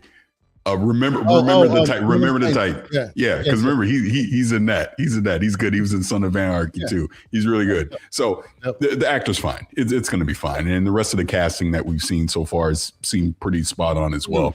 So my initial side eye was like, it seems to me that they didn't really take the Greek mythology side too seriously, because he doesn't really look Greek at all. So I was like, they could have chosen a character that embodied Greek more of person that look like. The olive skinned, a little more native features. Yeah, like what? Yeah, he looks more like a Viking than he does. He looks like he's more Norse mythology than Greek mythology. And this is a story about a Greek mythology god in Norse mythology. He fits where he's going more than he should. I just feel like the way that people talk about whether he's Greek enough or not, like Greek people aren't black, right? Like, no, yeah, we're not saying that. He should have a tan, is what you're saying. Well, he should have more native looking features. Yeah, but what is? I don't know. I just don't know what native Greek looks like. Just I don't. Okay. I feel like we might be a little bit nitpicky with this. Okay, that's fine. Now, this is a terrible shot, but in terms of he's not actually Greek, that feels like a little. That was my initial. Like, hey, because there are many actors who do have, and they're younger looking and could embody that. I wasn't sure he could embody that. I see this image and still, this, again, not a red flag, more of a yellow flag, right? He's a great actor, no doubt. I've seen it in Sons of Anarchy. The man can act. We know what he's capable of. It's just that initial one was like, okay, and now this one is also continuing to not necessarily counteract that narrative, but still leave you in that direction. So I'm not smoking it. I'm not giving it smoke, right? And I'll be here. I'll be the first to come on here and be like, look, I was wrong. The show is great. I'm looking forward to it. I'll be there day one, of course. What we do here, of course. We will be watching this. But I will just say this did not allay too many of those concerns. Do you agree, Everboard Tiger? The people who had concerns initially are still somewhat concerned. Yeah, but then the concerns went away when they saw the rest of the casting, and now we're back to we're two steps back when we see this casting. Let's let it all play out. I don't feel any way for or against it yet, because the rest of the casting could make up for this. All right, very good. So let me quickly catch up on this super chat with the great Lucius Augustus. $5 super chat. He says, this should have been an animated and not live action. I have no idea why Hollywood has an issue with animation as a medium. I think it could possibly be because these days the world we live in, just really quick, spend that much money. Okay. John Stamos is Greek, so he doesn't look close enough to John Stamos. I mean, so when I see this man, and when I see this gentleman, no smoke to him at all. He reminds me of it's bad makeup, but like listen. He reminds me of Assassin's Creed Valhalla. He reminds me of the male character of Assassin's Creed Valhalla more than the other character. And that character from Assassin's Creed Valhalla, guess what? They were Vikings. He gives me Viking vibes. Right? That's all. I'm not giving you smoke. I'm just telling you, when I see him, that's the vibe I get from him. Doesn't mean that he'll be terrible. Doesn't mean any of that. I'm just giving you my initial take. And again, when they come out and it eventually is great, if and when it's great, we will be here seriously pleased to be wrong about it. In the here and now, I'm not sure how I feel about the visuals that are being presented. I said the same about Sophie Turner. You can tell me I'm wrong there. You can tell me I'm wrong here. That's fine. Right? This is what I'm seeing, and I thought I'd bring to the congregation, as it were. All right. So it is what it is. Now, Everborn Saga. Is there anything in this that will stop you from wanting to watch it? Is like, what would they do? What could they do to make you go, okay, now this is too far? So I am going to watch it. I'm going to watch it because it is a video game adaptation, but I'm not like a God of War connoisseur, right? I played 2018. I played Ragnarok. I played the old ones back in the PS3 days, but like, I don't care. I'm just like, I'm gonna watch. Are very much up in arms about this, though. That's the thing. But those are people. You can't ask me that. Those are people who like live and breathe God of War. God of War is just to John Wolfe franchise that I like. Yeah. It's not. Yeah, I'm not not beat one way or the other about so in other words, you're admitting that if this was like, I don't know, Zelda or something, and they were going off. If it was Master Chief, pitchfork in hand. I don't have strong feelings, so I'm just gonna go in and see what's on offer, and then go from there. Great Pixel Bit G with the hammer this morning. I'm not even gonna read it. I'm just gonna put this here and just keep it moving. Because Lord, all right. A lot of them don't got no problem saying that to you, Pixel. All right. All right, keep going. Let's go. Well, we're in movie land. We're in on the real talk. So we have two interesting ones. One's hot. And one requires explanation. Let's do the hot one first. And Paris, I don't know how you feel about this one. This is going to be hot. What are we talking about? We're talking about the great Jonathan Majors. Jonathan Majors, who we here on this show, we've done on the real minutes about this man because we love the work that he has done historically, both in the Marvel MCU. I actually even liked the Marvel MCU stuff he was doing. It kind of went off the rails before he was let go. But before then, his Lovecraft Country work and all that I thought was excellent. This is what established him. We Everborn and I really were galvanized by his work there. And of course, we remember what happened. Ooh, Everborn, you're on mute. Don't forget The Last Man in San Francisco. Don't forget The Harder They Fall. A lot of great really work. Good work. Yes. And then of course the man had some issues. Five Bloods with Spike Lee. The Five Bloods was excellent. Oh man, that was so excellent. Anyway, then what happened? Something happened. You know what happened. Those who know the man's story know his story. Railroaded. It is what it is. He got railroaded. I will agree with that. But Creed, yes, Creed. Shout out to Creed, yes. Right. And now he's basically been sidelined as you tend to in this cancel got canceled sometimes. Yep, in this cancel culture, you get sidelined, and he has been sidelined. And now we hear he is getting another chance. He's getting a reprieve. He is, as the title suggests here in this article, Jonathan Major makes a movie comeback in the Daily Wire action pick filming this week in North Carolina.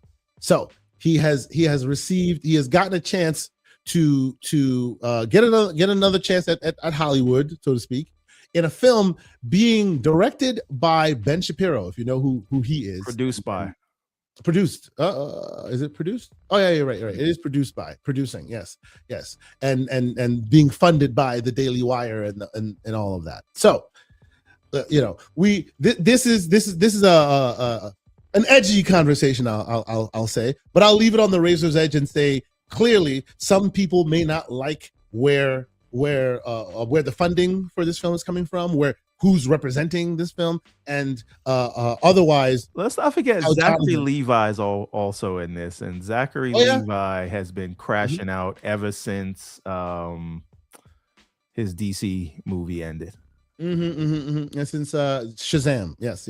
So, how do we feel about this? I wanted to talk about this because I'm like, I wanted the brother to come back. I think he's a great actor. I feel like what was done to him was really foul, unfortunate, right? People make mistakes and they talk about it, and eventually they get a second chance, they get a reprieve.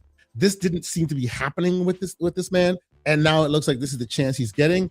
But how do you feel, Everborn? I'll let you start. No, because I'm gonna go on for a while. Paris. Okay, fine. You want to speak on this? I don't know if you even heard about any of this. You can choose to bow out, sir. You can choose to bow out.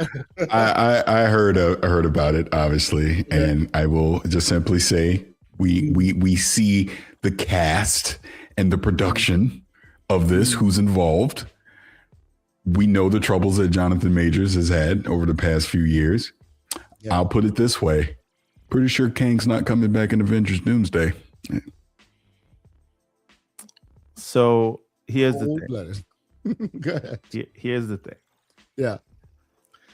Now, there is a problem in Hollywood, and we all see what happened to this man, and we all see that his counterparts of a lighter hue have gotten second chances for far worse, including several MCU actors.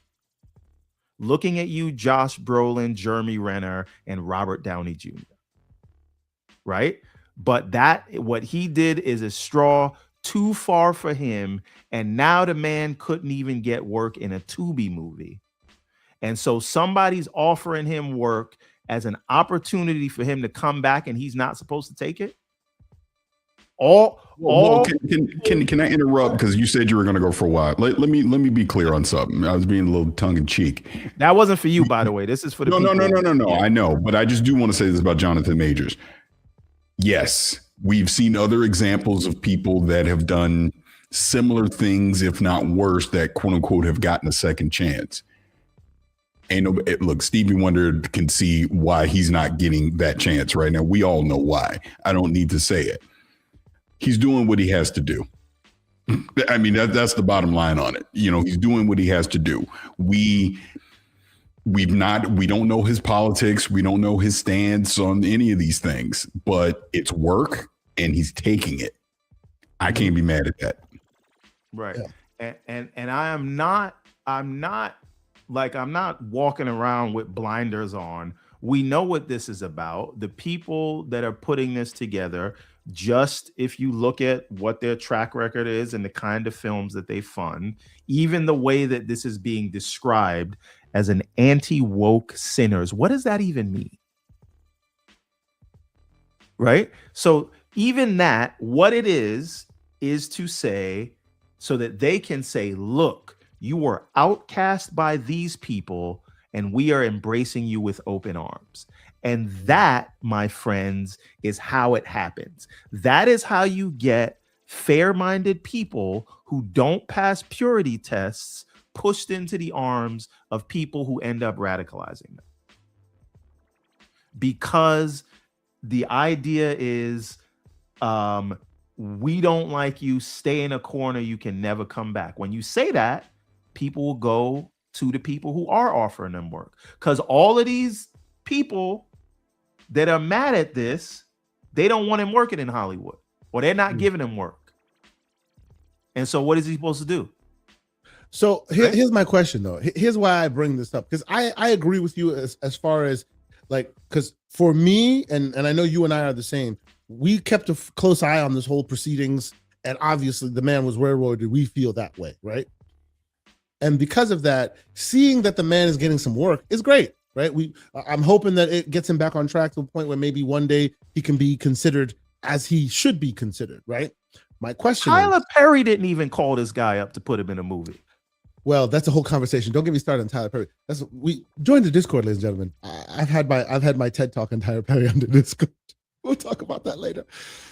My question is, knowing like the actor, the caliber of actor that he is, and we appreciating the work he does and all of this, Does it put a like a crossroads in people's minds whether they should go and they support this thing?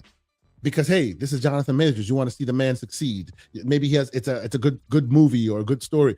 Does this turn into Hogwarts Legacy?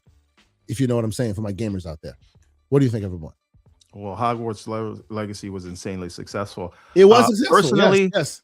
Personally, I will be supporting the movie, right? Because I want to see him come back.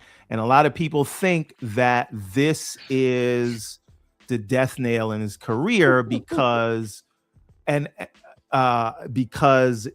do this and then everybody's going to hate you, but everybody hates him anyway, right? And I'm not talking about the people that know he was railroaded, that are not decision makers. I'm talking about those people in Hollywood that won't give him work.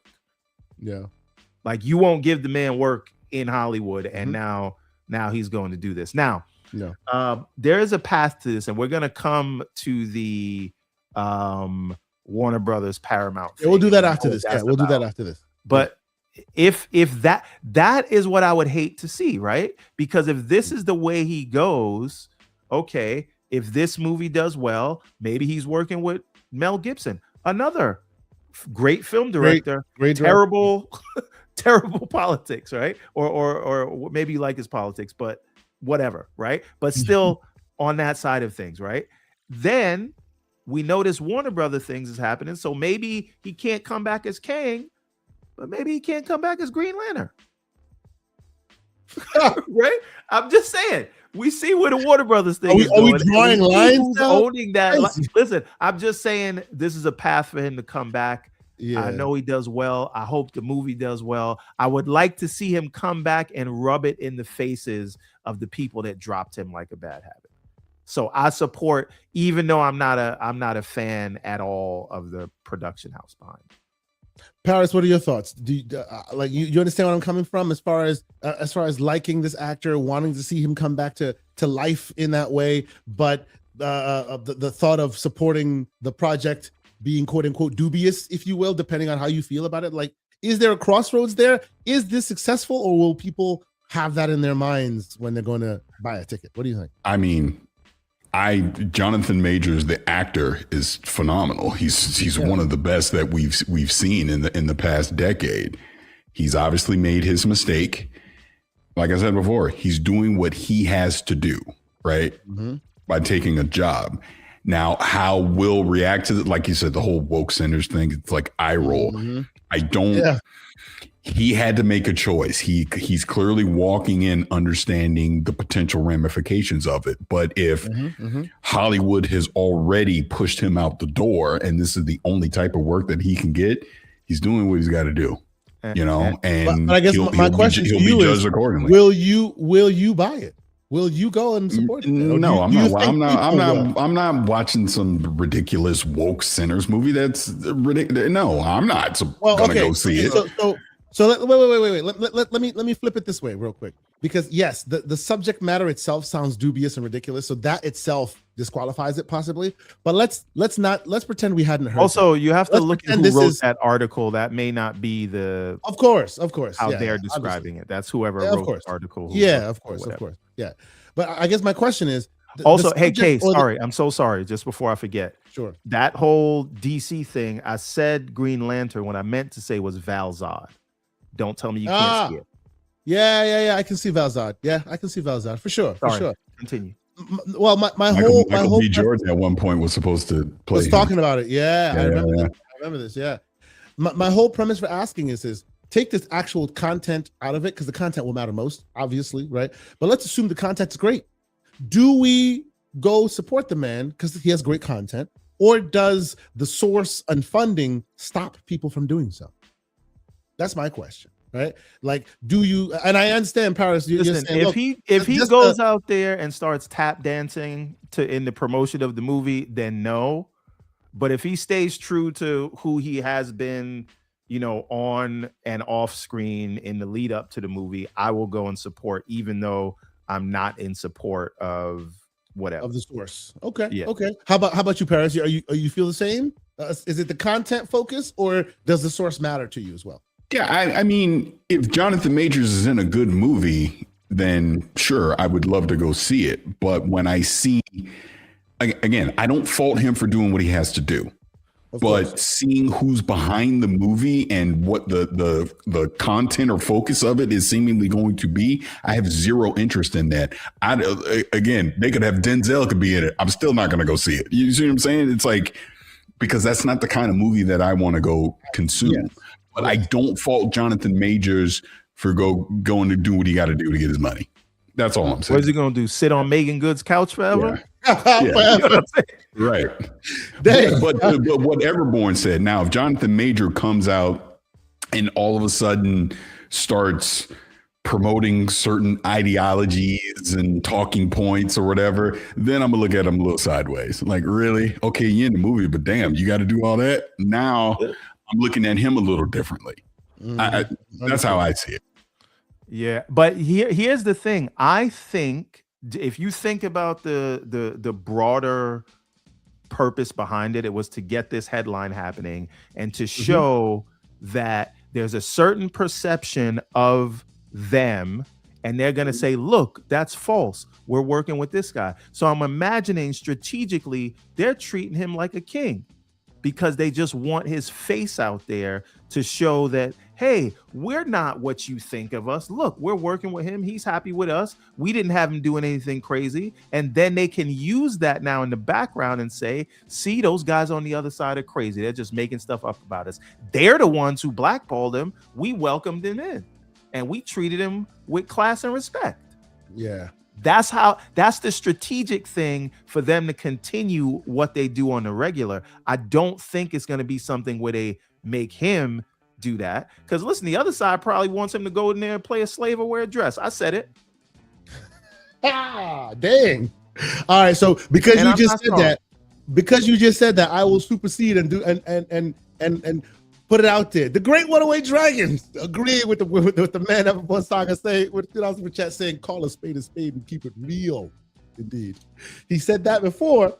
But before he dropped the final super chat and said he's blackballed for avoiding the BS, but we go watch drug addicts and domestic violence, racist comments, actors. Oh please, he's black. That is the issue. There you go. It is what it is. It is what it is. If I could interrupt for 1 second to say this. You know, I know some of our younger folks here may not have even heard of this person or of this movie, but the great Robert Townsend made a movie in the 80s called Hollywood Shuffle. I highly recommend you go watch that, because everything we're talking about, he said that 35 years ago or however long it was, right? Doing bad math. You know what's something that's reminiscent of that? It came out recently. It's called American Fiction. It had Jeffrey Wright. Yes, I watched it recently. Amazing film. And because you referenced Robert Townsend, now I got to say, go watch Media Man, Lord. Ladies and gentlemen, go watch Media Man. Anyway, so I sound like I'm drinking water. I don't even know what that means. Listen, hey, at least he didn't say whiskey. All right, Everborn, we're putting this last one out here because this is how we're going to end this one today, because Everborn has been drinking deep of the WB and Netflix and Paramount conversations and all the back and forth, the machinations. There's some recent updates. It's kind of wild. I'll let you strike this match because I know you've been really, really focused on this. What is going on, and are we in a world where Netflix is walking away? Okay, first, we are in that world. They're not walking away. They've walked away. Now, first, I need to do this. Okay. Infinite Umbra, you were right. Uh-oh. I was wrong. Oh, damn. In the beginning of this, Infinite Umbra was very disheartened, and I told him he was having loser energy because he was so scared that the Ellisons were going to use their political connections to push this thing through, and if they wanted it, they was going to get it. And I told him money talks and BS walks. And the Paramount, David Ellison, the Nepo baby, is he bungled this thing. He's moving real loose, and Netflix was disciplined, and they got this in the bag. And so it looked like that's the way it was going. Netflix secured the deal. Paramount was out here looking like clowns. And then Paramount started this hostile takeover thing where they went directly to the shareholders and they started making noise in the public. And what I started to notice, and to my credit, I did say the concern is I didn't know if Ted Sarandos was going to be able to get into a bidding war, right? So what does that mean? When Paramount wouldn't go away, they basically agreed to, this wasn't a negotiation. David Zaslav gave them a list of things to do, and Paramount did everything, right? So if we back up, Warner Brothers signed a deal for $83 billion where Netflix would take over HBO and the Hollywood lot, so they would be getting into the Hollywood business. Paramount was crying. They offered $103 billion. They wanted the whole thing. So they wanted HBO Max plus the Hollywood lot, plus they wanted CNN and all the cable networks. And Warner Brothers didn't like that deal because they weren't, basically Paramount wasn't offering enough. A quick emergence here. That last piece you're talking about, would that be the king in the ABK deal of this, where this is what we really want, but we're going to keep your eye on this, the cable networks? I feel like that's what that is here. I don't think it's that. I'm going to come to that. Okay, explain. Continue. Yeah. So, but Paramount wants the whole thing, including all the cable networks and everything like that. And so even though the bid was higher, in Warner Brothers' eyes, it wasn't really higher because they valued the cable networks more than Paramount did. And so the other problem with Paramount is that they had money coming from all over the place. Like 25% of it was coming from the Saudis. Then they had a bunch of banks, and then the money wasn't really backstopped. And so now Paramount used that. They started reaching out to shareholders directly. And what I noticed in the stock is that Netflix stock had gone down 30% since Paramount had been complaining, because Netflix shareholders did not want to be in a bidding war, right? They we're good with the deal at 83. We don't want to do that because now you got the president and you got Congress looking at the deal, and Netflix has been doing a good job at flying under the radar in terms of politics and antitrust and all that. And so they just didn't want to be in a hostile, protracted war to release these assets and overpay for them. So because Warner Brothers needs to do their fiduciary duty and they need to entertain all offers or they could get sued by the shareholders, Netflix allowed them to reopen the negotiation with Paramount for 7 days. And in that 7 days, Paramount agreed to pay Netflix the $3 billion, it's like $2.8 billion, but it's basically a $3 billion breakup fee if Warner Brothers decides to walk away from the signed contract that they had with Netflix. Then they also agreed that if the deal doesn't close by the end of the year, they will be paying Warner Brothers, Paramount will be paying Warner Brothers $650 million every 3 months that the deal doesn't close past the end of this year. And so then that's how they got back to the table. Then they moved their offer from $30 a share to $31 a share on top of all those other incentives. So in all, they will be paying around $115 billion for these assets. Now, just would like you to know that when AT&T bought these assets back in the first Trump administration, they paid about $110 billion. Then they couldn't make any money with that. And so then they sold those Warner Brothers assets to Discovery. And those, at that point, they sold it to Discovery for $46 billion. Those same assets that Paramount initially bidded $19 a share for, they're now paying $31 a share. So here's the other part. Paramount is a company that is only worth around $10 billion. Yeah, they are bidding more than they're actually worth, right? But it gets better. The only way Warner Brothers would agree to this deal is if the 25% of the funding that's coming from the Saudis is the Saudis get no voting rights on the board, right? And Larry Ellison, founder of Cisco, also who recently acquired TikTok, whose family owns Annapurna Games. Continue. Yes.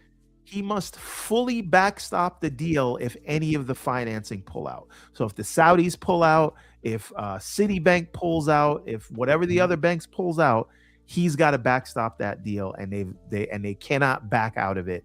And if for any reason Paramount cannot get this through regulators, not just in the US, but the EU and wherever else, they will have to pay Warner Brothers $7 billion. Wow. To that end, David Zaslav was on the mic telling the employees, we don't know if this deal will close, but if it doesn't, we'll collect our $7 billion and we'll continue working. And we'll be peace out. Now, Warner Brothers, on the other hand, if this deal... One moment. Let me pause just for a moment because I see something I have to do this. I apologize. I see the great Jez Corden just gifted 5 memberships. First and foremost, thank you for the support, sir. I appreciate you. Shout out to Jez Corden, him and the dynamic duo that is the Xbox 2. What did they celebrate? The 400th episode yesterday. Kind of wild. We are on the wings of giants here. Thank you so much for checking out the content. By the way, check out his latest interview with the Xbox, the new Xbox execs. Great interview, fantastic interview. If I say so myself, if you know, you know. Shout out to Jez Corden. Continue, sir. So we have another one. We'll get to it later. Go ahead. Right. So now Warner Brothers says this deal is superior to Netflix. And they go back to Netflix and they say, Netflix, you got 4 days to raise your offer if you still want us. And Netflix says, peace out. This was a nice to have. It was never a must have. Whether we get this deal or not, we will still be the number 1 streamer in the world. Doesn't matter. And so now Warner Brothers is stuck with the financing coming from multiple places, right? And they're stuck dealing with the Ellisons. And again, like if you're paying attention to anything, you know that you know what's going on with Barry Weiss and CBS News and all of that. And these people who are doing that are going to be controlling CNN and all those other things. Now, what we found out yesterday is that Paramount, Skydance, has already paid Netflix their $3 billion. Oh, wow. They already have the money. Now, here's the funny thing. What does Netflix do with that $3 billion? There have been talks of a talent drain at Warner Brothers if this deal goes through. Netflix could use that $3 billion to poach Pam Abdi and Mike DeLuca, the creative minds behind HBO, right? Now, the other thing is Larry Ellison is on record saying he looks at this as a real estate deal. So do you think they're going to keep around the studio lot at Warner Brothers and Paramount? Yeah, a lot of consolidation. Netflix could go in and buy that lot from Hollywood and they could have their Hollywood lot if they wanted to. Now, the biggest issue here, because a lot of people were kind of scared of Netflix and what happens to theaters, but Paramount this is a literal horizontal merger. Paramount's in the same business as Warner Brothers. And this is the highest LBO, which is leveraged buyout, in the history of acquisitions. The highest one. They're 7x levered. What does that mean?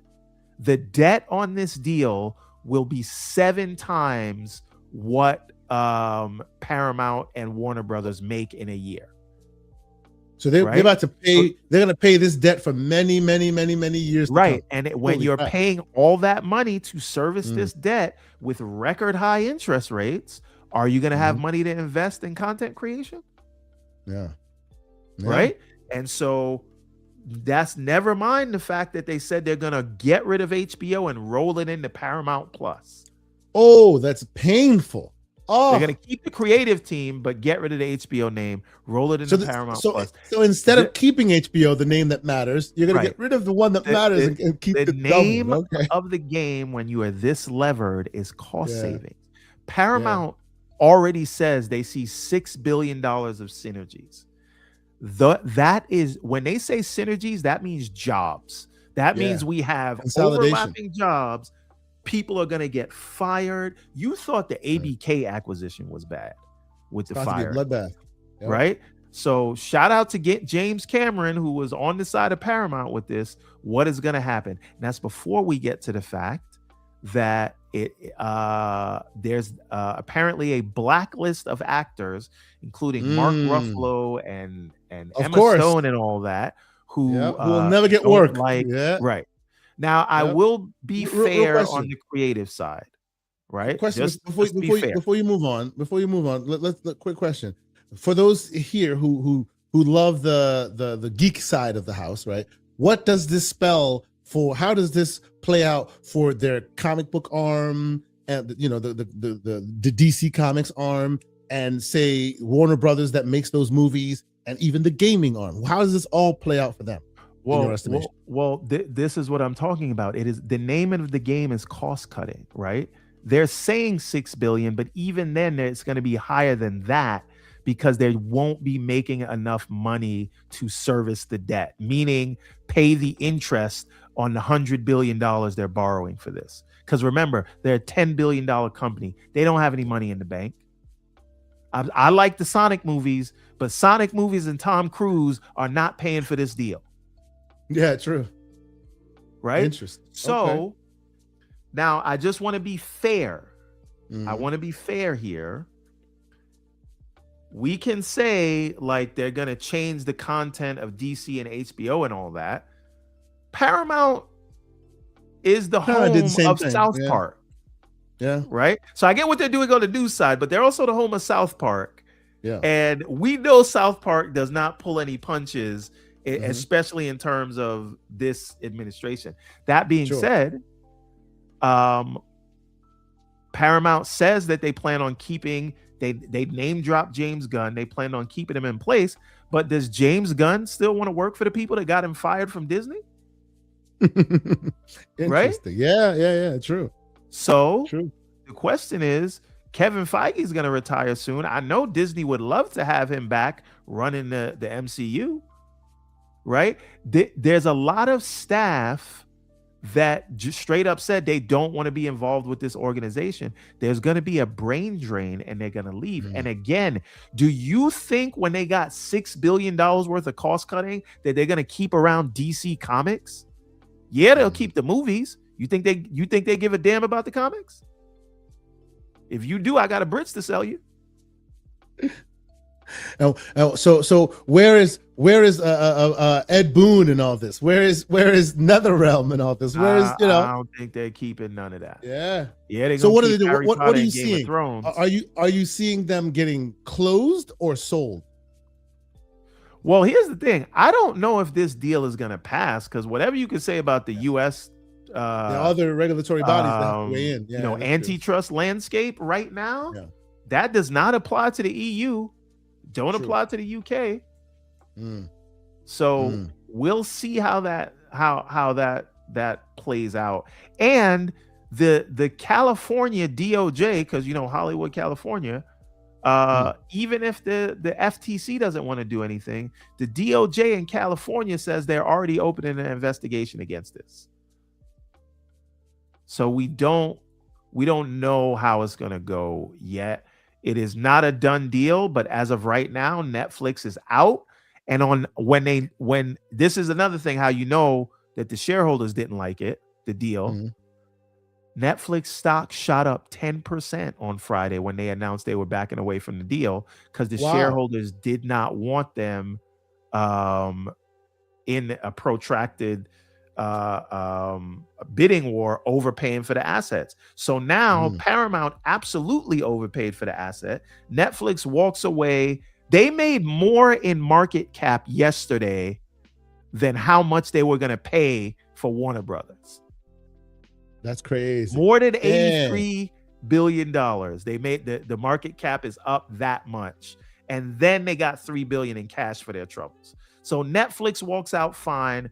The biggest winner is David Zaslav here. Right? Because he got all of this. And even if the deal doesn't work, they still got $7 billion.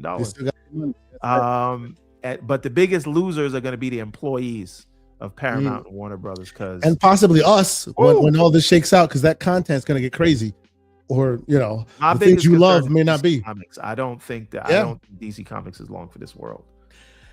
Paris Lily, you've been quiet, paying attention. I know the man Everborn Saga drinks deep of all this stuff. He loves this stuff, so he's been paying.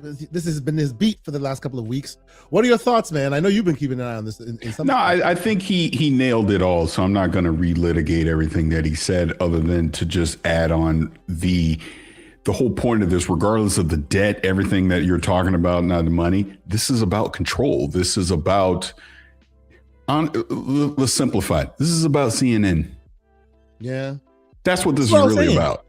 That's what I was asking. Isn't CNN and all those new networks? Isn't that the king? Abby Phillips better be calling up Don Lemon right now and asking how he got arrested, so she could get her YouTube numbers up. That's all I'm saying. Seriously, right? I feel like people are very focused on this part of it. But that back deal, that the cable networks and how they function and how you can control them, that seems to be the focal point of the want here. They're just not talking about that, but that seems to be the focal point. Am I wrong? No, I think you're spot on. And that was my concern about this. Like there was definitely negatives to Netflix getting Warner Brothers, but I kind of viewed it the same way I viewed the last presidential election, the lesser of two evils. That's just how I saw this. I would have rather Netflix had acquired them, than Paramount. But oh man, it is what it is. Now like I said, CNN is not going to be what I would consider a reliable news source, and I get news is already slowly but surely starting to become more and more unreliable. Embrace independent media. That's all I can say. YouTube is going to become your source for a lot more than gaming news. And I want you to think about this, right? For the Gen Z crowd, the Ellisons already have TikTok in the US, right? Yep. For the boomer crowd, combining Warner Brothers cable networks with, or millennials are watching cable news, right? Combining CNN and all the stuff on the cable side, and then the local news networks for the boomers, they've got the trifecta, right? Yeah, they got you locked in. Talking about generational information control. Yeah. Oh, by the way, Day Reezy had a question that I want you to answer. He's asking, how much will you let that bridge go for, Everborn? Just he wants to ask for a friend, Oh, the bridge that I'm selling? What That's right, the bridge you're selling. That's right. All right, let's catch up a couple more of these. Parasite 82 Green 19 with another 5-pounder. He says, I think if Major was a villain for a new Stars Power chapter, I reckon he would do so well, like Gus, Gus Fring killed it in Breaking Bad. Yeah. The man's talent has never been up for question. I think everyone agrees that he's a super talented dude. I'm just worried about how this will all shake out. The man deserves a second chance, and I can't be saying that, and then somebody gives him the chance, and I don't support it. And then you don't take it. I feel you. Even if I don't like the people that are giving him the chance, I'm supporting Majors and not really them. I appreciate that. And then, of course, we have Mac 22. Unless he starts tap dancing, then all bets are off. He starts doing the dance. When he starts doing the dance, then he can kick rocks. He starts doing the dance. You're like, all right, I'm out of here. So, Mac 22 TH 54 with a $2 super chat. He says, CNN, can you say Fox News too? Oh boy. America, we're in it. We're in for it, ladies and gentlemen. It is what it is. And then, of course, the great Santi Lou, who's a member of our Discord, she drops a $5 super chat.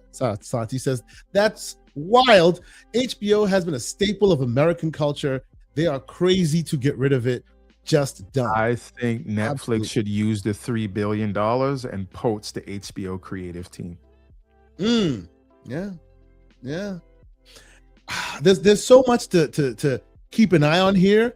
I don't think it's all over, but there's a fight to be had, ladies and gentlemen. I think this is just the beginning of this. 2026 is going to start with all these. It's going to be kind of heavy. And you think there's a world where these guys don't get this thing through because the EU says here and no further? I mean, there's a lot of questions to be asked. This is a legit horizontal merger, right? And this is two direct competitors. This would be like, Xbox and Nintendo combining, right? Not like just buying a publisher like Xbox buying Activision. So, normally this wouldn't fly, but Disney Fox flew. Yeah. We live in a new world now. Yeah, the same administration. So, but that's in the US. The EU is different. And the thing to look out for, and again, these are easy fixes. Warner Brothers has a lot of EU sports networks that are heavily regulated. So they may have to divest those in order for the EU to pass it. But we'll see what happens. I don't think it's going to happen in 6 months. You figure 12 to 18 months for this thing. Or 12 to 14 months. All right. Well, so for the most part, I think we are done here. There's so much more news out there that we could have covered. Quickly, there's talk that. No, I do. We do have one more thing. Paris. Okay. Are you with us, sir? Yes, I am here. All right. So what do you make and what do you think? And I know we don't know yet, but I'm just asking you to use some conjecture here or predictions. What does it mean to bring back Xbox? And what are some things in the short term that the new management can do at Xbox that you think will excite people about the brand again? Yeah. So let's take it from the last point and roll it up to the top. In the short term, I wouldn't expect anything. I think it is literally status quo. I think a lot of the things that the previous regime has already implemented are in motion. There is no reason to disrupt that ship for the simple fact that at this point now, like I talked before, let's get to GDC. I think that is an inflection point where they can start having some conversations both on and off the record. Obviously, the June showcase is going to be a big deal for them. Let's see the approach and the narrative that they want to display at the June showcase. Then we're getting Halo campaign evolved. We're getting Fable. Forza Horizon 6 would have just launched right prior to that, right? You're getting Gears of War E-Day. You're getting Modern Warfare 4. So, and obviously whatever other surprises they'll have along the way. Their roadmap is clear for this year. There's not really much they need to change. Just make sure the games are good. I mean, that's really essentially all they need to do. Obviously, the 25th anniversary is going to be another big event for them where that is probably where you now set the future roadmap for Xbox, because this is a quote unquote, here's the next, she even said it, the next 25 years. Now, the question, a return to Xbox. Anyone thinking that they're going back to pure exclusivity, you're fooling yourself. That genie's out of the bottle. I just don't see that happening for them. DC genie was out of the bottle for PlayStation. No. Let me finish what I'm saying. I'm just joking. No, but to the point of what she's already said, they will continue to support multiple devices. She's in learning mode right now. She obviously has to lean very heavily on a Craig Duncan, on a Matt Booty, for guidance on any potential changes. Game Pass clearly is going to be a huge discussion in there. Do you continue to do day and date? Do you now combine PC Game Pass and Ultimate? Do you raise the price on it? Like I said, do you get rid of it altogether? I think there will be a Game Pass tier that needs to continue to live with them going with this hybrid approach of Magnus, whatever that's going to be. Windows, the best place to play. Again, that genie's out of the bottle. They're not reverting from that. So this is where I say previous leadership has already taken them down that path. Matter of fact, it's one of the conversations I will have at GDC, but that's for another day. But to that point, now you have to figure out, all right, like Game Pass, because the multiplayer paywall is going to have to go away with it being on Windows. That's just a fact, right? You're creating an open platform where Steam and the Epic Store and GOG, and let's just assume Battle.net, Ubisoft, all that's going to live on that box moving forward, right? You're going more PC focus.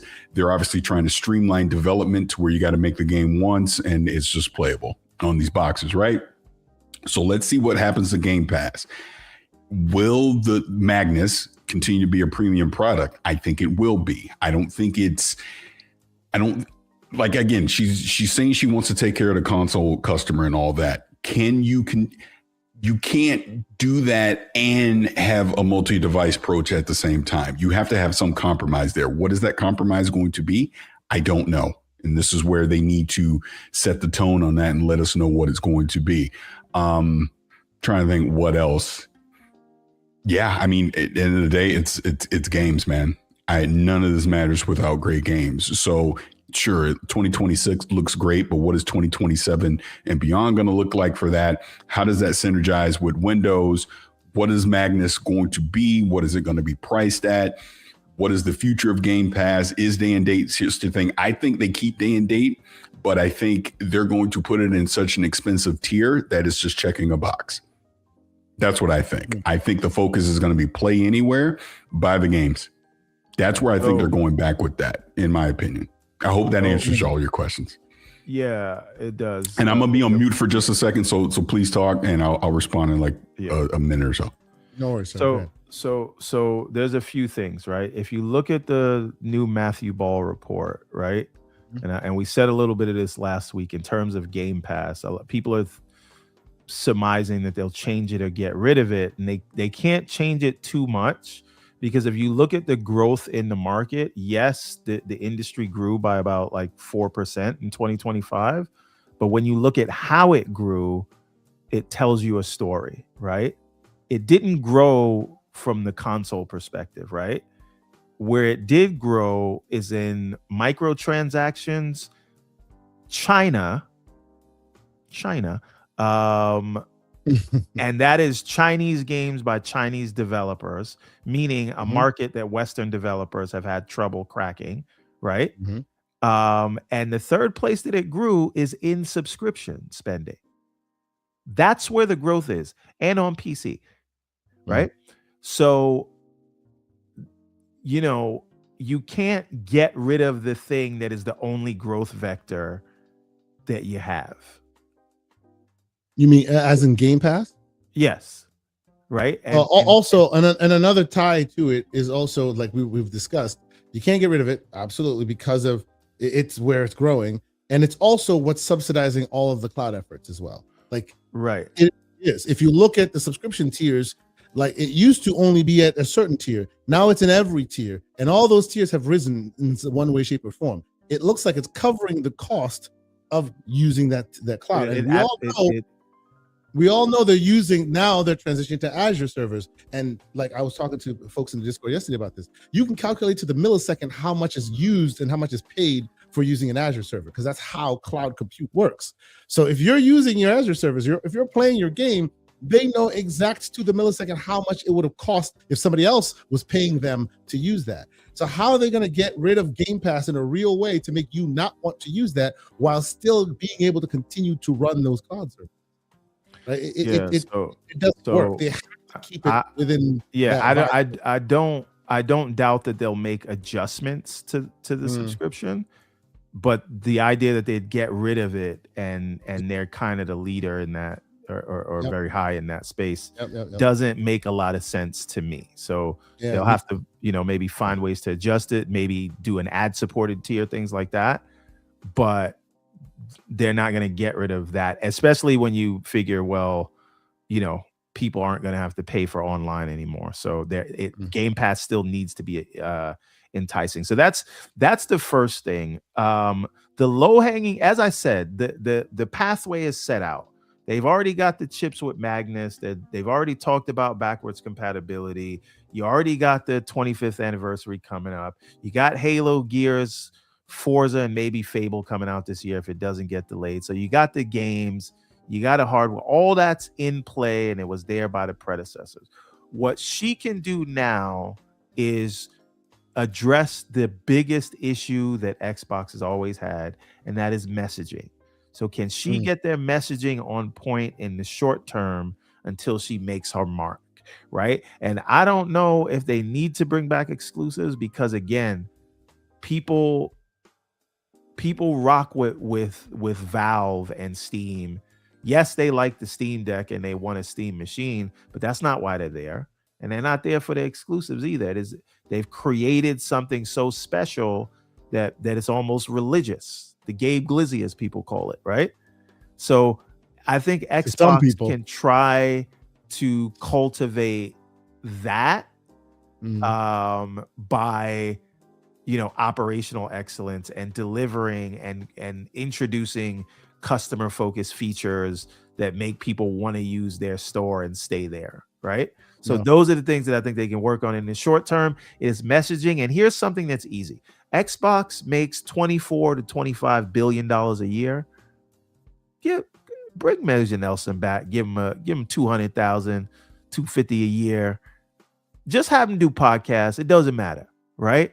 It's a gesture to your 25-year fans that, hey, we're respecting the old school. Here's Major Nelson back. It doesn't matter. Even if you don't got nothing for him to do in the building, pay that man his money, bring him back. That is a sign to get people saying, you know what? We are going in a new direction. So messaging, bring back Major Nelson and focus on ruthlessly improving your consumer experience if you are going to move to PC.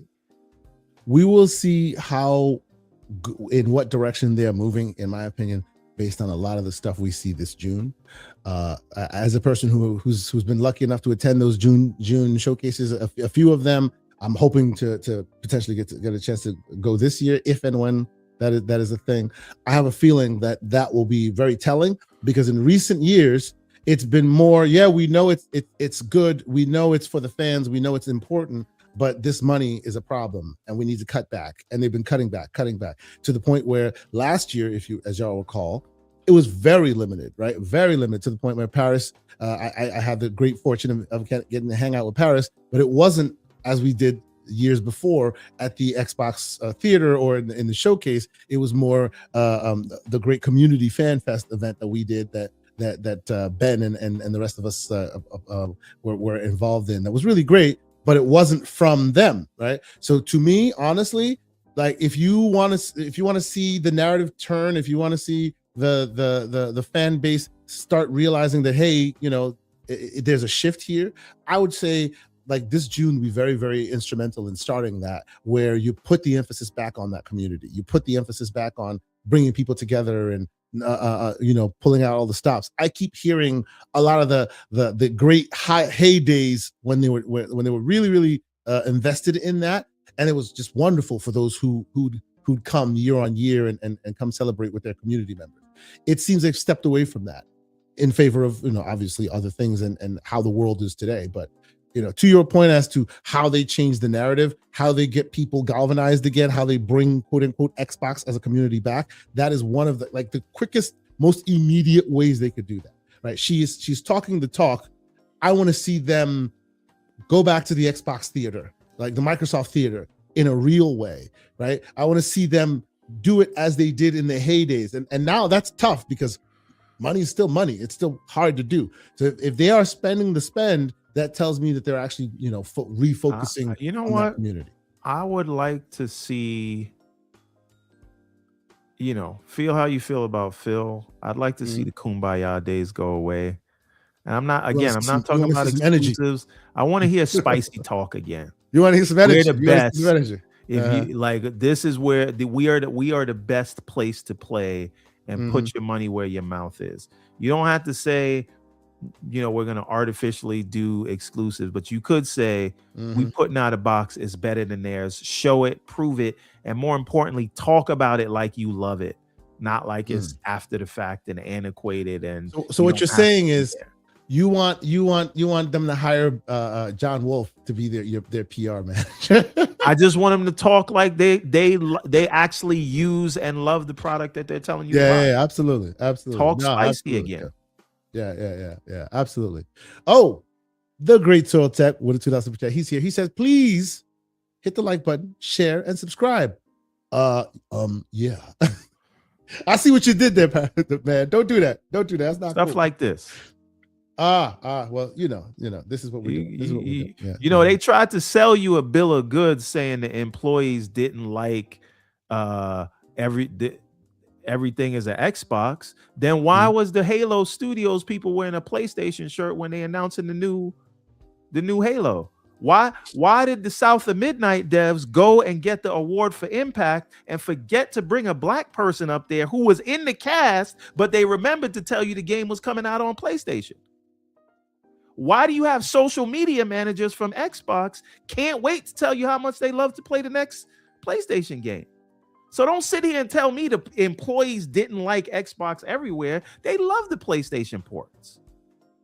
So why don't we get back to pretending like you sell a box also and talk about that in the most high regard? Are you done with your tech talk, sir? I'm not telling you, again, pull stuff back. I think it's the right business decision in this economy, but you could talk spicy again. It's not hard. Okay. And I think you get no notes from the people in this crowd. They're all agreeing with you as they do, except for the great Flood. Wait a minute. Hold on. Once again says, yeah. But hold on, Flood. What if the next console is a PC? What you gonna do then? Oh Lord, we're gonna do this again. All right. Well, okay. Let's get out of here because we're a little late. I was gonna say the only other one that I kind of wanted to talk about, but we don't have time to talk about, was that Nacon is filing for insolvency. If you don't know who Nacon is, they make controllers. They published Greedfall. They published Hell Is Us, and they published RoboCop Rogue City. Great games, AA in its pursuits, but really, really interesting stuff. It's basically sounding that they're folding up shop. They're filing for insolvency, aka we got no more money. So that's very unfortunate, very sad. If you have a chance to go buy their games, some of them are pretty good. So there's that. It's quite unfortunate to see that news, but I think we're done here, sir. This was a great show. Lots of really interesting topics to drop, and lots of great games also at the top. So thank you, Mr. Paris Lilly, for joining us. Thank you, Mr. Everborn Saga. Paris, tell the people where they can keep up with your ongoings this week. Anything else you got going on that you want people to know about? You can just keep up with me, Gamertag Radio, Kind of Funny, my personal YouTube channel, which I changed to my name, so it's Paris ML. And yeah, I'm on social media rambling about stuff and making people mad with my opinion, I guess. Always that. Join Blue Sky, man. It's such nice conversations there. Yeah. You know what though? Can I rant about Blue Sky for just a second? Please, a quick second. Let's go. I'm on Blue Sky, and I definitely have some very nuanced and high level conversations there, which I do enjoy. But there are also some people that think their stuff don't stink there. My God, you have some, what's the word I'm looking for? You got some Karens over there for sure. Really? I'm like, people over there are the kind of people that don't give Jonathan Majors work. I'm sorry, keep going. That's another conversation. That's what you call a callback. You call a callback right there. Good job. But it's I guess just my point is, it doesn't matter where you go in social media. You're always going to have some people that want to disrupt the conversation. Some more than others. Oh, let me say this for the record. This is a place that I've not publicly talked about this, but I have to say this. So obviously the BAFTAs, what happened at the BAFTAs and the stuff with Tourette's, right? When I saw what happened, I made a comment about it. Didn't appreciate it at all. And it had more to do with, I understand you have Tourette's. I understand you can't help saying what you said, but there was not an immediate apology that followed it. And that was my issue. My God, I made a comment. It was just under a reply. I said something. I had a stalker who, because I deleted the tweet. I was like, you know what? Whatever. I'm not going to sit here and argue over stuff. And I had a stalker that screenshot it, and every post I made for the rest of the week would comment on it. Followed me to Blue Sky, doing the same thing. Followed me to Threads, doing the same thing. One person kept doing this over and over. That goes to the point where that's literally mental illness. I don't know how else to say it. There is something wrong with you that I didn't say anything else beyond that. A tweet that I didn't delete it, but you wanted, I guess you needed your gotcha with me or something. Weird stuff. Absolutely unhinged, stalker behavior, weird. Don't do that, ever. You're weird if you do that. So I'm glad you brought up the BAFTAs thing, because with everything going on, I almost forgot about this.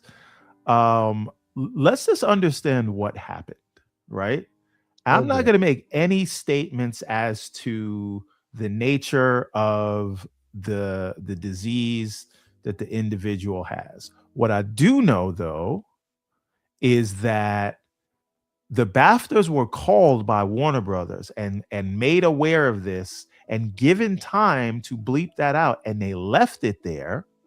And when he made a homophobic slur, they did bleep it out. And when somebody said Free Palestine, they did have the time to bleep it out. Yeah. But when you drop the hard ER, that's when we fumbling around and don't know when to press the mute button. And then the people's response, because this guy with his affliction, he is more of a human than Delroy Lindo and Michael B. Jordan, right? So they're more offended at you for being offended than the fact that it was said. The fact that yes. How dare you be upset? Meanwhile, and by the way, yeah, go finish. If he had, and we know this, when he said something homophobic, they made sure to bleep that out. He said something that when somebody else said something that said in support of the Palestinians, they made sure they bleeped that out, right? If somebody had said something anti-Semitic, it never would have saw the light of day, and he probably would have been escorted out there. But us now, you don't really. Now we got that's right. But see, and that's the whole point, Everborn. And that's the whole point. I'm tired of us as Black folks who've had to deal with so much BS and racism over the years. How dare us actually stand up for ourselves on anything? We're the ones that are wrong. That's my problem. Again, he has Tourette's. I understand. He said something that he could not help. Understandable.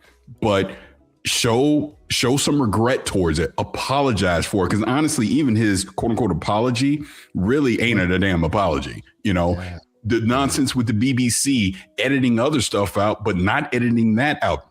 At what they were point warned, by the way, Paris, they were warned. Warner Brothers told them. And you had a microphone right by you. Why? We're not going to spend all the time adjudicating all that, but he didn't say homophobic slurs to non-homosexuals. He didn't say, and that's the point, to non-African Americans. And that's the thing. Like we can say whatever we want, right? This is for me, as I've seen it, and y'all can come for me. As I've seen it, what this is doing is making your inside voice go out loud. That's what's happening here. Again, to put, like you said, to just put a simple bow on this. Two Black folks are up there presenting an award. You say a very racist word towards them, but for Black people, yes. The coincidence is astounding. And again, I understand it is a disability. He did it when.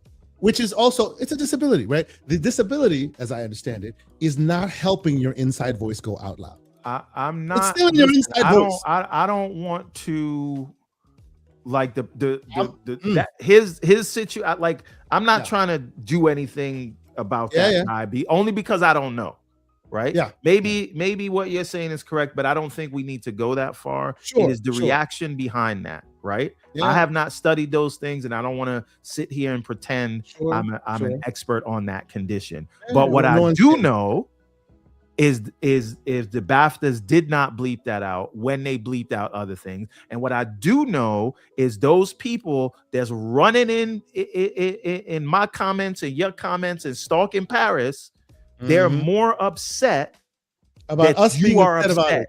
Yes. Right. And that was my whole thing about it. It's like, bro, like, because what I really said, and I have to go back and remember exactly what it was, but I essentially was saying, I didn't think there was an excuse for this. I understand you got Tourette's or whatever, but it's like, but thankfully Delroy and Michael B. Jordan are professionals, and they pushed through it and handled it. That's all I said. But all of a sudden now I'm against the disabled community and this and that. And it was like, bro, as a black man, to see two other black men stand up there, hear that. Clearly they acknowledged it. You could tell Delroy don't be playing. See that, Paris? And like, it's like, apologize, edit it out, do something. Why is it when we actually question something, we're essentially told to shut up and dribble? That's what we're told. Because in their minds, you don't have the right. Yeah. It's insane. It's insane. They saw his humanity more than everybody else. They saw his humanity more than Michael B. Jordan and Delroy Lindo and all the people that had to hear it. Yep. And that's what you see in the response. And so, I'm just taking note of everybody that was jumping up quick to become a expert in Tourette's now. Like, all I got to say is this. Imagine if when it happened, he immediately had a statement. Hey, I got Tourette's. I couldn't help what I said. Sorry. I deeply apologize. It was not meant as an offense to Michael B. Jordan or Delroy Lindo. We would have moved on. But that's not what we got. And that's why people got upset. By the way, if I have an affliction, right? And it causes my hands to shake, right? And then I spill my coffee on you. I don't say, sorry, I got an affliction. I got an affliction. I say, oh my God, I'm sorry that I spilled the coffee on you. Yeah, exactly. Right? Because that doesn't take away the fact that I didn't do it on purpose, but you still got coffee spilt on you. So I apologize. Yeah. It's a simple concept. It's not a difficult thing. Absolutely. Well, there's a last super chat. I'll take that. And that brings us back to gaming. And that's Mr. Two Opinionated with his $5 super chat. He says, quality games, marketing and messaging, spicy talk without exclusives is toothless, but excitement is key. So but here's the thing. The Steam machine is coming out. Everybody's excited about Steam, and they don't have these exclusives. Is it? Well, that's a different story. My point is that you think they're rabid. You think this Warrior stuff is limited to consoles? There's rabid Steam fans. And they're not there for the exclusives, is what I'm saying. So you can get people excited about your platform and not have exclusive games. That's just my opinion. On that note, we are done here. Thank you to Paris Lily, the Barbie console warrior. Salute to you, good sir. This is great having you here. I appreciate you inviting me on, man. I may see you in June because we out there. We're gonna be doing it. I don't know, it in one shape or form. Where I'm planning for June, so I will see you out there. I look forward to seeing your content from GDC. That is a benchmark that I still have not hit yet. Maybe next year. I want to go to GDC. That seems like it's my kind of event. I would love to be a part of that. So shout out to Paris. Thank you for being here, and we'll keep an eye on the content. Mr. Everborn Saga, sir, how about you? Anything you need the people to know? What you're doing? How's the house building coming along, Mr. Contractor? We are pushing towards this June completion date. I don't know if we're gonna make it, and then we move into the next big construction project. So, which can't talk about yet, but if you're in the New York area, you will be interested in what we're doing next. Very good, very good. Paris, stick around after the show. I have one thing I have to discuss with you before you go. But for us, I think we done. It's been a great show as we do. Thanks to all the people who've been here. Shout out to all the folks who are watching all the various platforms they're doing. Thank you for hitting the like button. If you haven't done so, how about you do that before you get out of here? Thank y'all so much. And we'll see y'all next week. Okay, now the thing won't even work. It's not working. Oh heck, here you go. Nice to be in orbit.